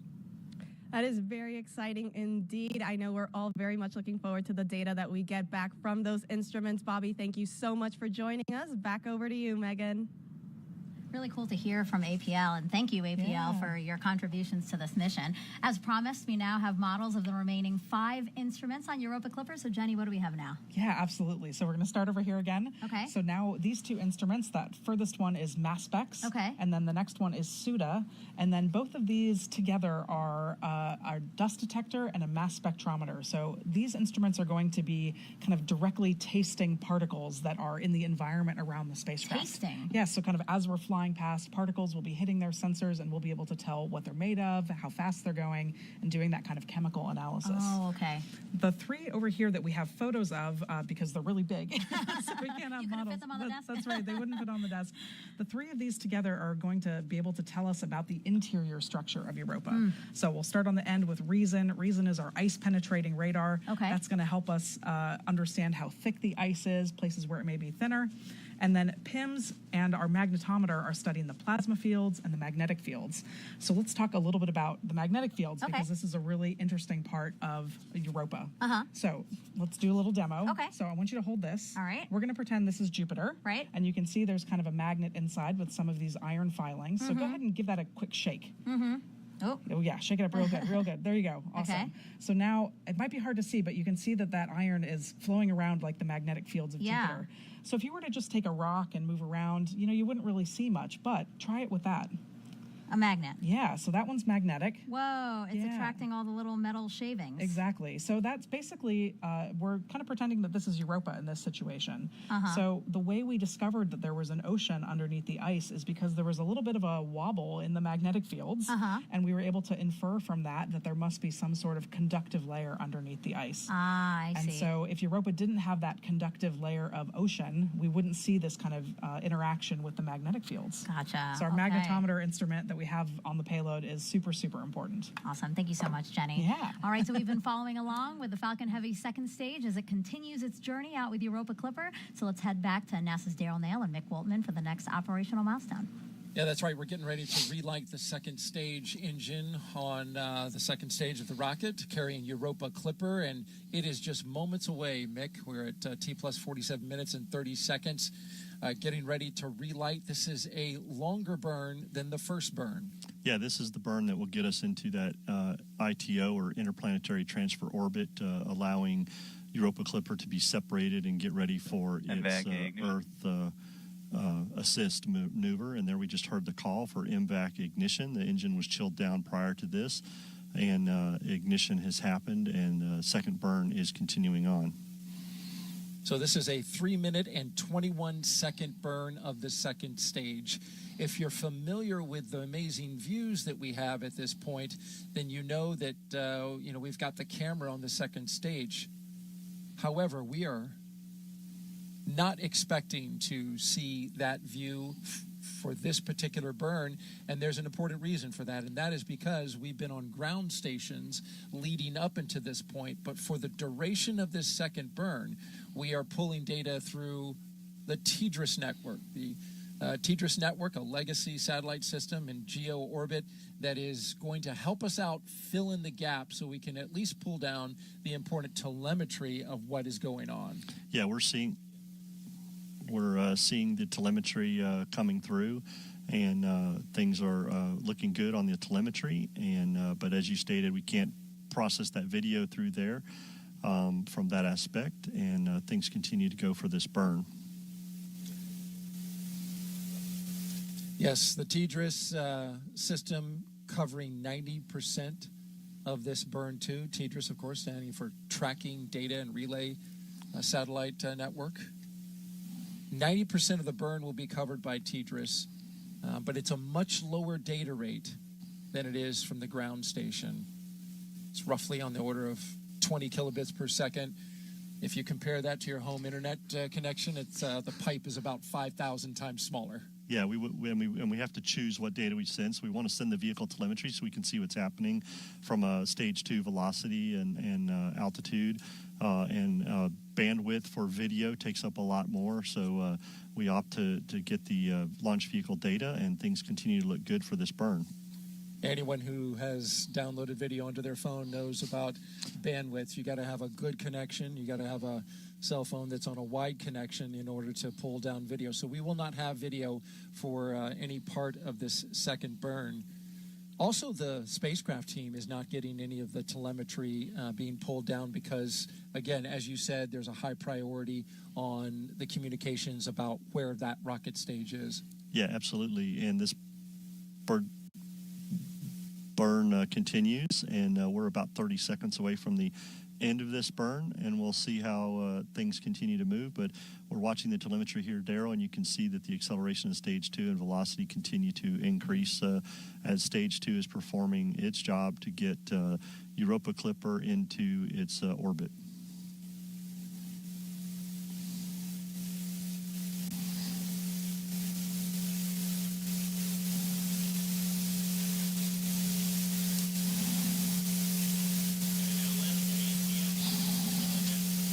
MVAC engine cut off. There you have the cutoff. The second burn is complete. And we just caught some video of right there at the end of the second burn. And We've got some results there. Everything looking good. Yeah, TDRS network did its job. We just switched over to ground station, and we were able to pick up that Nominal video. orbit insertion. And nominal orbital insertion has just been reported, and stage 2 looks good. So our next event, Daryl, will be spacecraft separation. Very excited for that, and I know everybody's looking forward to that with the successful launch today. We are looking forward to seeing Europa Clipper go off into space off that second stage. But in the meantime, we'll send it back to Megan and Jenny. All right, it's been now about 51 minutes, nearly 52 minutes until, since launch. Our coverage is going to take you through separation and getting the first possible signal from the Europa Clipper spacecraft. Let's head back over to JPL, where NASA's Raquel is somewhere new to tell us about the Deep Space Network. Yeah, Megan, this is a wider look at the Space Flight Operations Facility at JPL, where NASA operates the Deep Space Network. This powerful system is able to communicate with spacecraft traveling beyond the moon. And joining us today is Amy Smith, the Deputy Project Manager for the Deep Space Network. Thank you so much for joining us, Amy. Thank you for having me. So your team is waiting to hear from Europa Clipper. Can you tell us why the Deep Space Network is so important with establishing communication with spacecraft? Yes, so the Deep Space Network is part of NASA's Space Communication and Navigation Program, and it is the critical link between scientists and mission controllers on the ground and more than 40 missions that are exploring our solar system and beyond today. So the Deep Space Network is made up of 14 very large antennas strategically located around the world. We have a complex here in Southern California, one outside of Madrid, Spain, and another one in Canberra, Australia. And those are about equidistant around the world, as you can see in this graphic, so that wherever your spacecraft is, when it needs to communicate to Earth, it can see one of our Deep Space Network antennas. So with the Deep Space Network, we can send commands to our spacecraft, we can collect all that amazing science data, and we can even collect navigation data so that the teams know where their spacecraft is. Yeah, and what is Europa Clipper doing right now, and which location do you expect to establish communication with first? Yeah, so the radio on the spacecraft will turn on about its separation and start warming up and sending a downlink signal back to Earth. And we have antennas at our Canberra complex, which are set up right now and waiting for that signal. And then after that, what is your team doing to prepare for signal acquisition before and after? Yeah, so the Deep Space Network is here to support our missions, and so we work really closely with the missions to understand what they're going to need, especially in a critical event like today.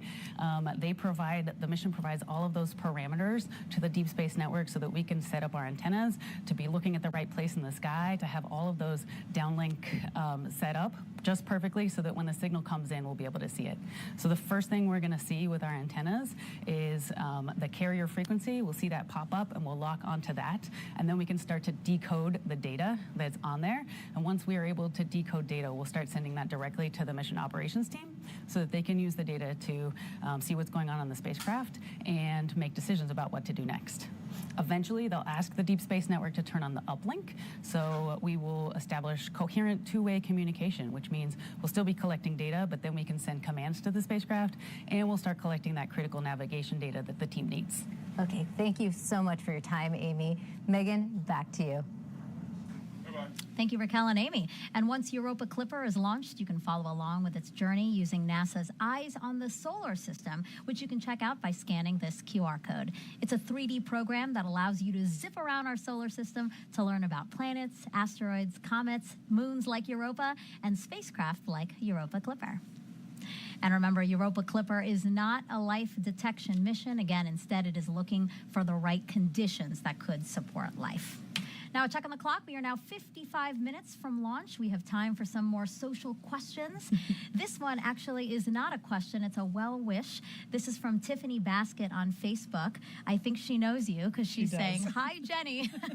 From all of us in Ohio at the Buckeye Online School for Success, we want to thank you for keeping us updated and inspiring our students to dream big. Good luck today. That's just so heartwarming and amazing to hear from them. And I know they're all watching. So, yeah, thank you so much. Yeah, that's wonderful to get to hear that. Hi, Tiffany. Thank you for that. Yes, thank you. And we have one quick one from Instagram. If life is found on Europa, what will be the next steps? What does this mean for future missions? And I'll add on to that, what would life look like possibly? Yeah, so, again, we're not a life detection mission. We are not really looking for like a biosignature of something that says like, wow, we found life, right? But we are kind of assess its habitability. And if we find that this is a place that is habitable, the hopeful next step is that we would send a landed mission, that we could go in the future and actually land on the surface, take samples and all those things. All right, let's go back to Daryl and Mick right now. Very much, and we continue to watch the progress of Europa Clipper on that second stage of the Falcon Heavy rocket, and we're looking good so far. The telemetry we're seeing looks like the coast again is going well. We expect the spacecraft and the second stage to start to go into a little bit of a roll, and that's intentional, Mick. Yeah, for thermal protection, to make sure that Europa Clipper stays cool and gets going, and we get that thermal roll that's going on. But everything's looking good, and the initial data we got from Stage 2 performance looked really good and nominal for that second burn. So we're definitely looking forward to Europa Clipper separation here shortly, as we can see this camera view of Europa Clipper on the front of the SpaceX Stage 2 launch vehicle. Yeah, that's a great shot of the spacecraft going out the forward end. Europa Clipper, the largest spacecraft that NASA has ever built and sent into space on a planetary mission.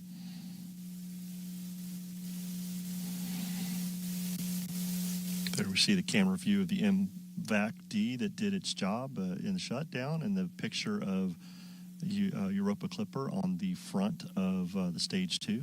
Things continue to look good as we see the altitude of Stage 2 continuing to increase during this coast, and the velocity is ramping down into a steady state. Things continue to look very good, getting ready for separation in roughly 5 minutes. Now we are having that video signal appear and then disappear. We do know that with the spacecraft doing that thermal roll, that can cause signal fluctuations, right, Mick? Yeah, absolutely. We're on ground station tracking, and as it slightly moves around, we lose the connection a little bit, but we're getting great data so far as the vehicle continues to perform well. We really want to be locked in at T plus 1 hour and 2 minutes and 32 seconds. That's the current time that we have for the separation of the Europa Clipper spacecraft, and that is a big moment, and we want to be able to see that because, as we've seen in some past NASA missions, it really looks impressive to see that spacecraft going off into its destination. Yeah, and this being the largest planetary spacecraft that we've built, it's just going to be very cool to see this separation and go. And we heard Jenny and some of the team talk about it, but it just blows me away, the 30-meter, fairing of the solar rays. Wish we could see that and all, but this mission is just so excited, got so many people behind it, and we are just looking forward, after this successful launch today, we want to get to this major milestone of separation, and things continue to look good for that from that aspect. We've had a lot of people, Daryl, over the years work on this. I'm going to give a special shout out to one of my own, my Flight Analysis Division Chief, Mr. Mike Carney. He has been working on a Europa mission for at least 25 years in his career. He started out as a trajectory analyst for a Europa mission way back when at Lewis.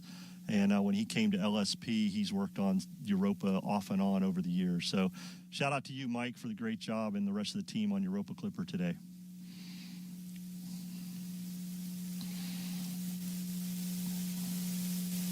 We just passed the 1 hour mark of flight for Europa Clipper and Falcon Heavy. Second stage. As you can see from this trajectory, Mick, it's going away from Earth. Yeah, this is that interplanetary transfer orbit that we talked about. That first burn got us into that park orbit around Earth.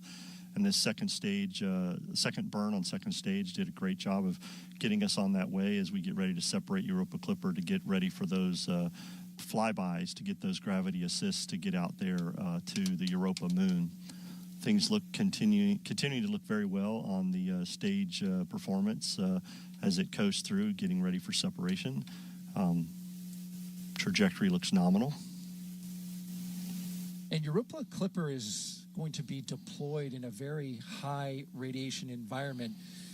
If you watched our broadcast today, you learned a lot about the high radiation, extremely high radiation environment in its destination, but it's also in a high radiation area right now as this deployment is in the Van Allen radiation belts. Yeah, we talked, one of the things that we had to monitor today during today's launch was solar proton flux. Team had to keep an eye on that for solar flares and things going on to make sure we heard earlier about the special radiation area where the electronics are and for the spacecraft. And so solar proton flux went very well today, and we got this launch off. Things looking really good. We're about a minute away from payload separation, expected payload separation. Things continue to look good as the stage 2 altitude continues to increase. Velocity has a steady state now for stage 2, and things looking really good for this portion of the mission. Getting close now. Less than 30 seconds away from separation. There you see the Europa spacecraft, those massive solar panels that you were talking about all stacked together. This is a big moment for the program, for NASA, APL, and JPL. Let's watch.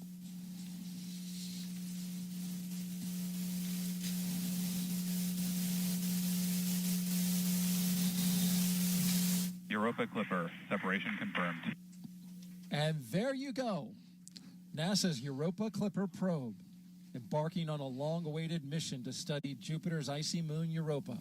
And what a sight, Mick. That is absolutely gorgeous, Gerald, to see Europa Clipper on its way. Successful deployment from stage 2. Falcon Heavy performed very well today. Teams behind us are clapping and enjoying. That is a beautiful picture. Via the video, we can see that Clipper has successfully separated. Please say goodbye to Clipper on its way to Europa. Now, that voice you heard just there is the Europa Clipper flight director, Pranay Mishra. He's with the mission support team. Okay, all stations, we are waiting for sign of initial acquisition. Again, Telecom will confirm when we have carrier lock, and DDM will let us know when they see the first packet down. You can see the second stage and the spacecraft just hit orbital sunrise, fully illuminated by the sun coming over the Earth. And as you just heard the flight director say, they are now going to be monitoring for an acquisition of signal. Yes, this will be the first time the spacecraft gets information. Looking forward for that. The hope is that they would get it in the next few seconds. We're now looking at a split screen. On your left, you see Europa Clipper. On your right, this is telemetry coming. Or actually, this is the ground station looking for a spike, looking for a handshake with the spacecraft. And we expect to see that in the form of a blip.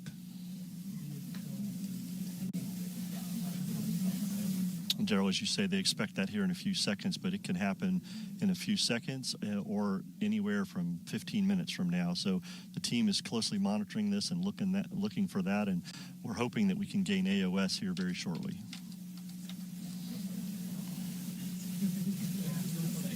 Yes, there's a broad range of times for which AOS is expected. Flight GNC. Go. Just wanted to comment from the video that we could see that the sun was on the neg-Y side of the spacecraft. There were very low visible separation rates, and the negative Z-axis was pointed at Earth, so this should be favorable for comp. Copy, GNC. Thank you.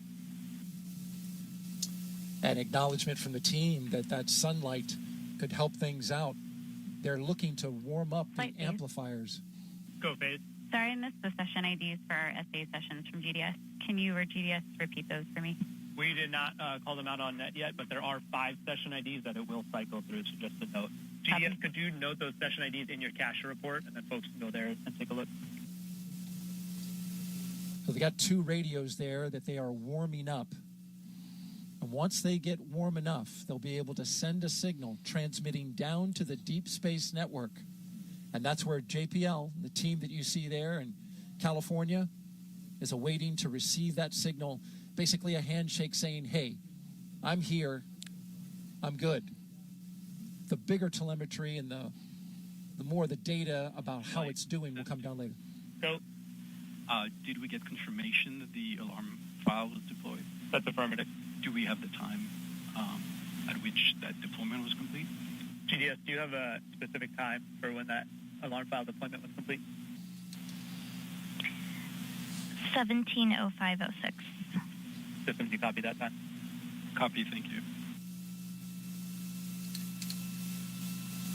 Again, that's Europa Clipper Flight Director Pranay Mishra leading his team.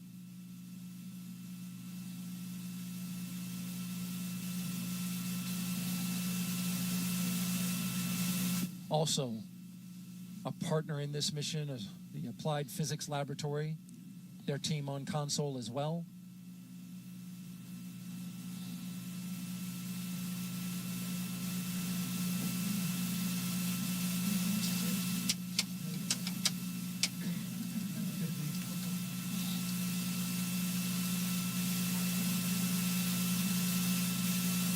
We're continuing to monitor the search for a signal.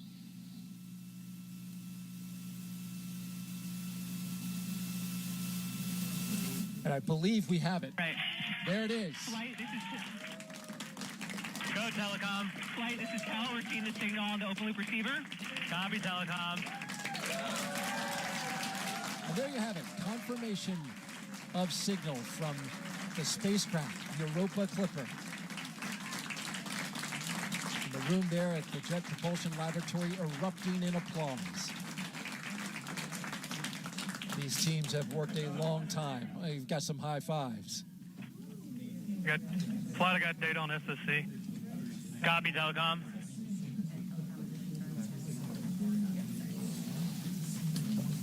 Flight, this is Telecom. Looks like 12 kilosymbols per second as expected. Copy, Telecom. Solid data rate. We're in lock. Flight, this is Telecom. We're in lock. Copy, Telecom. Flight systems. Go, systems. We have telemetry. We received good samples and our displays are lighting up. Copy, systems. Initial hack is confirmed. And now they just locked in full telemetry from the spacecraft. Another big milestone. Flight prop. Go, prop. We are vented and primed. Thank you, prop. The propulsion system now is ready.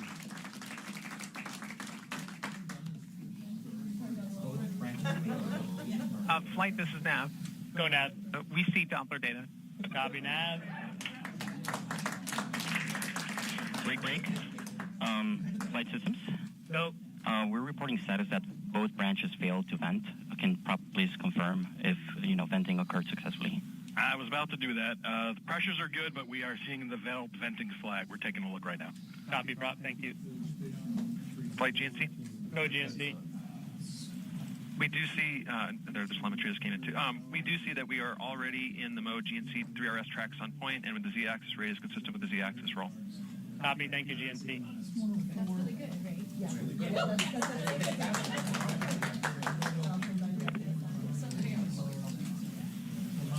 Flight FP.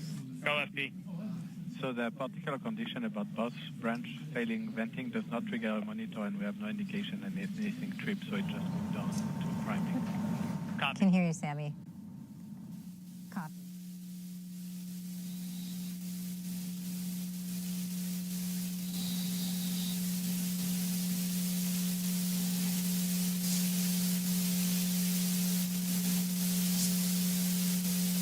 Is that if both branches fail venting, the behavior moves on to and attempts priming. So if that is successful, we could get into tracks on point like we're seeing here.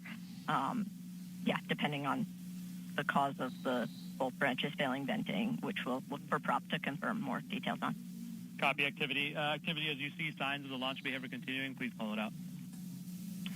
Yes, if we're flight this activity. Go ahead. being in our tracks on point, at this point, we are waiting the hour thermal roll. So we should all be looking for signs of being in the thermal roll right now. Copy activity. Yeah, flight GNC, just to confirm it again, we are in the thermal roll right now. And so GNC sees that we have already successfully found the sun, done a slew to sun point, and initiated the Z-axis roll. So good indication that GNC is using the engine successfully.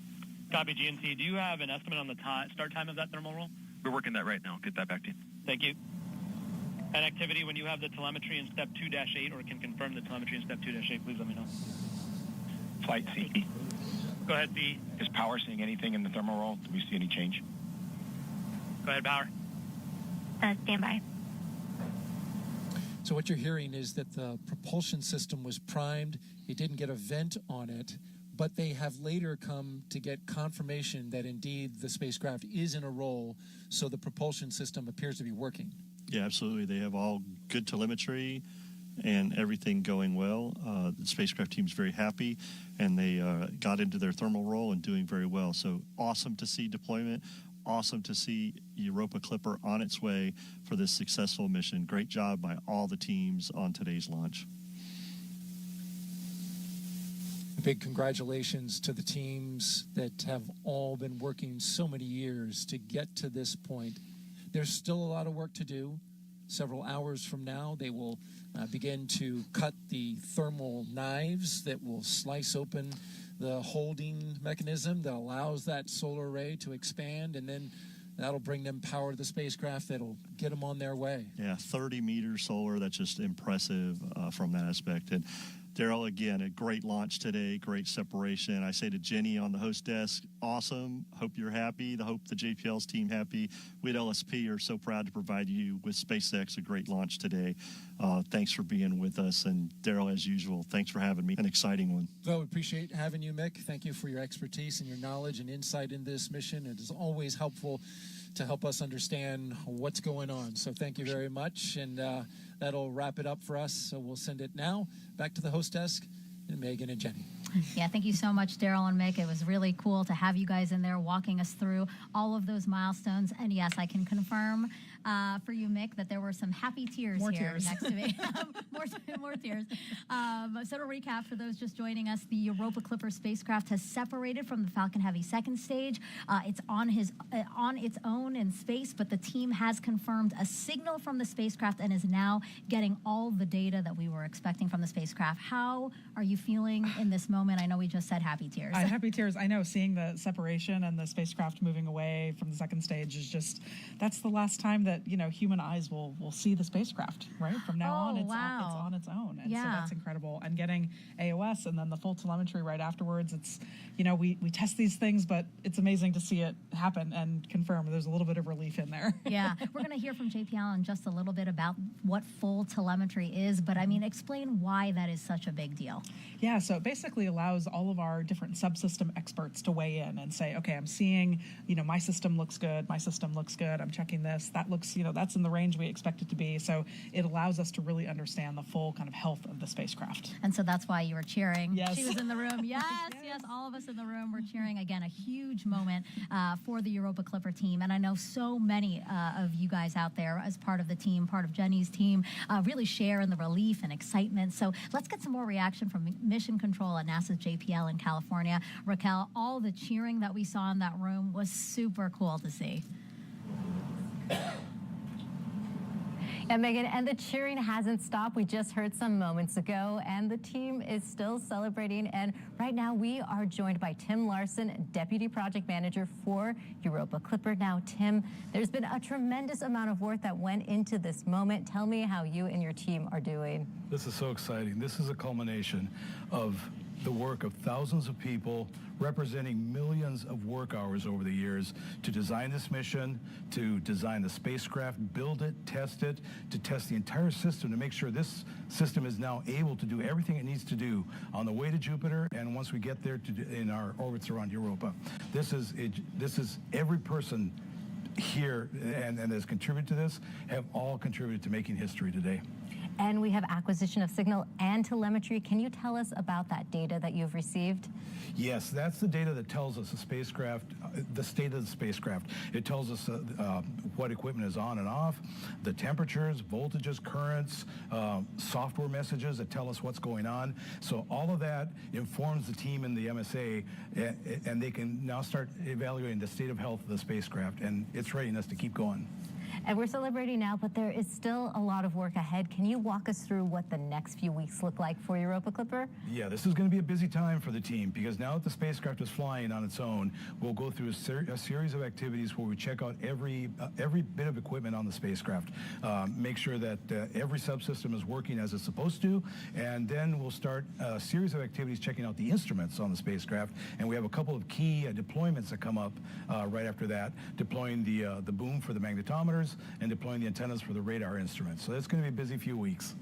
Exciting times ahead. Tim, thank you so much for joining us, and congratulations to you and your team. Thank you. This is so exciting for the entire team.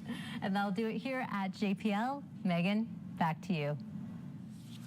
All right, I'm back here at the Space Coast. We are now joined by Dr. Denton Gibson with NASA's Launch Services Program. Today, he was on console supporting the launch. Another successful mission for you guys. Yes, it was, and an exciting one. It was a beautiful day to launch a rocket to Europa. Absolutely. I mean, we couldn't ask for better weather, so that was amazing. But first of all, I just want to say thank you to the amazing team that we have, the combined NASA, SpaceX, LSP JPL team. It did an amazing job. And this team never stops amazing me. Yeah. I mean, just a couple of days after we had a extremely major hurricane hit, with a lot of teams still without power, we were able to get through this countdown and have this amazing launch. And we couldn't ask for a better team that was working this. And I could just say, and of course, our partners at the Space Force also supported us through this launch. But it was just amazing that we got through this. Yeah. Well, and I'll just say, as a member of the Europa Clipper team, we are very grateful for the ride to space. So thank you so much. Yes. So it was awesome. Yeah, and specifically, I mean, speaking from the team, the fact that, again, we were talking about this earlier, that NASA and SpaceX were able to bring this together to bring us to launch today. Talk a little bit about that with Denton. Mm-hmm. Yeah, especially right on the heels of a hurricane. It Yes. seems like this was a monumental effort to get to this point. Yeah, absolutely. Yeah. And even though many members of our team are still without power, that's right. We all work together as a team. We came together to turn the things around quickly,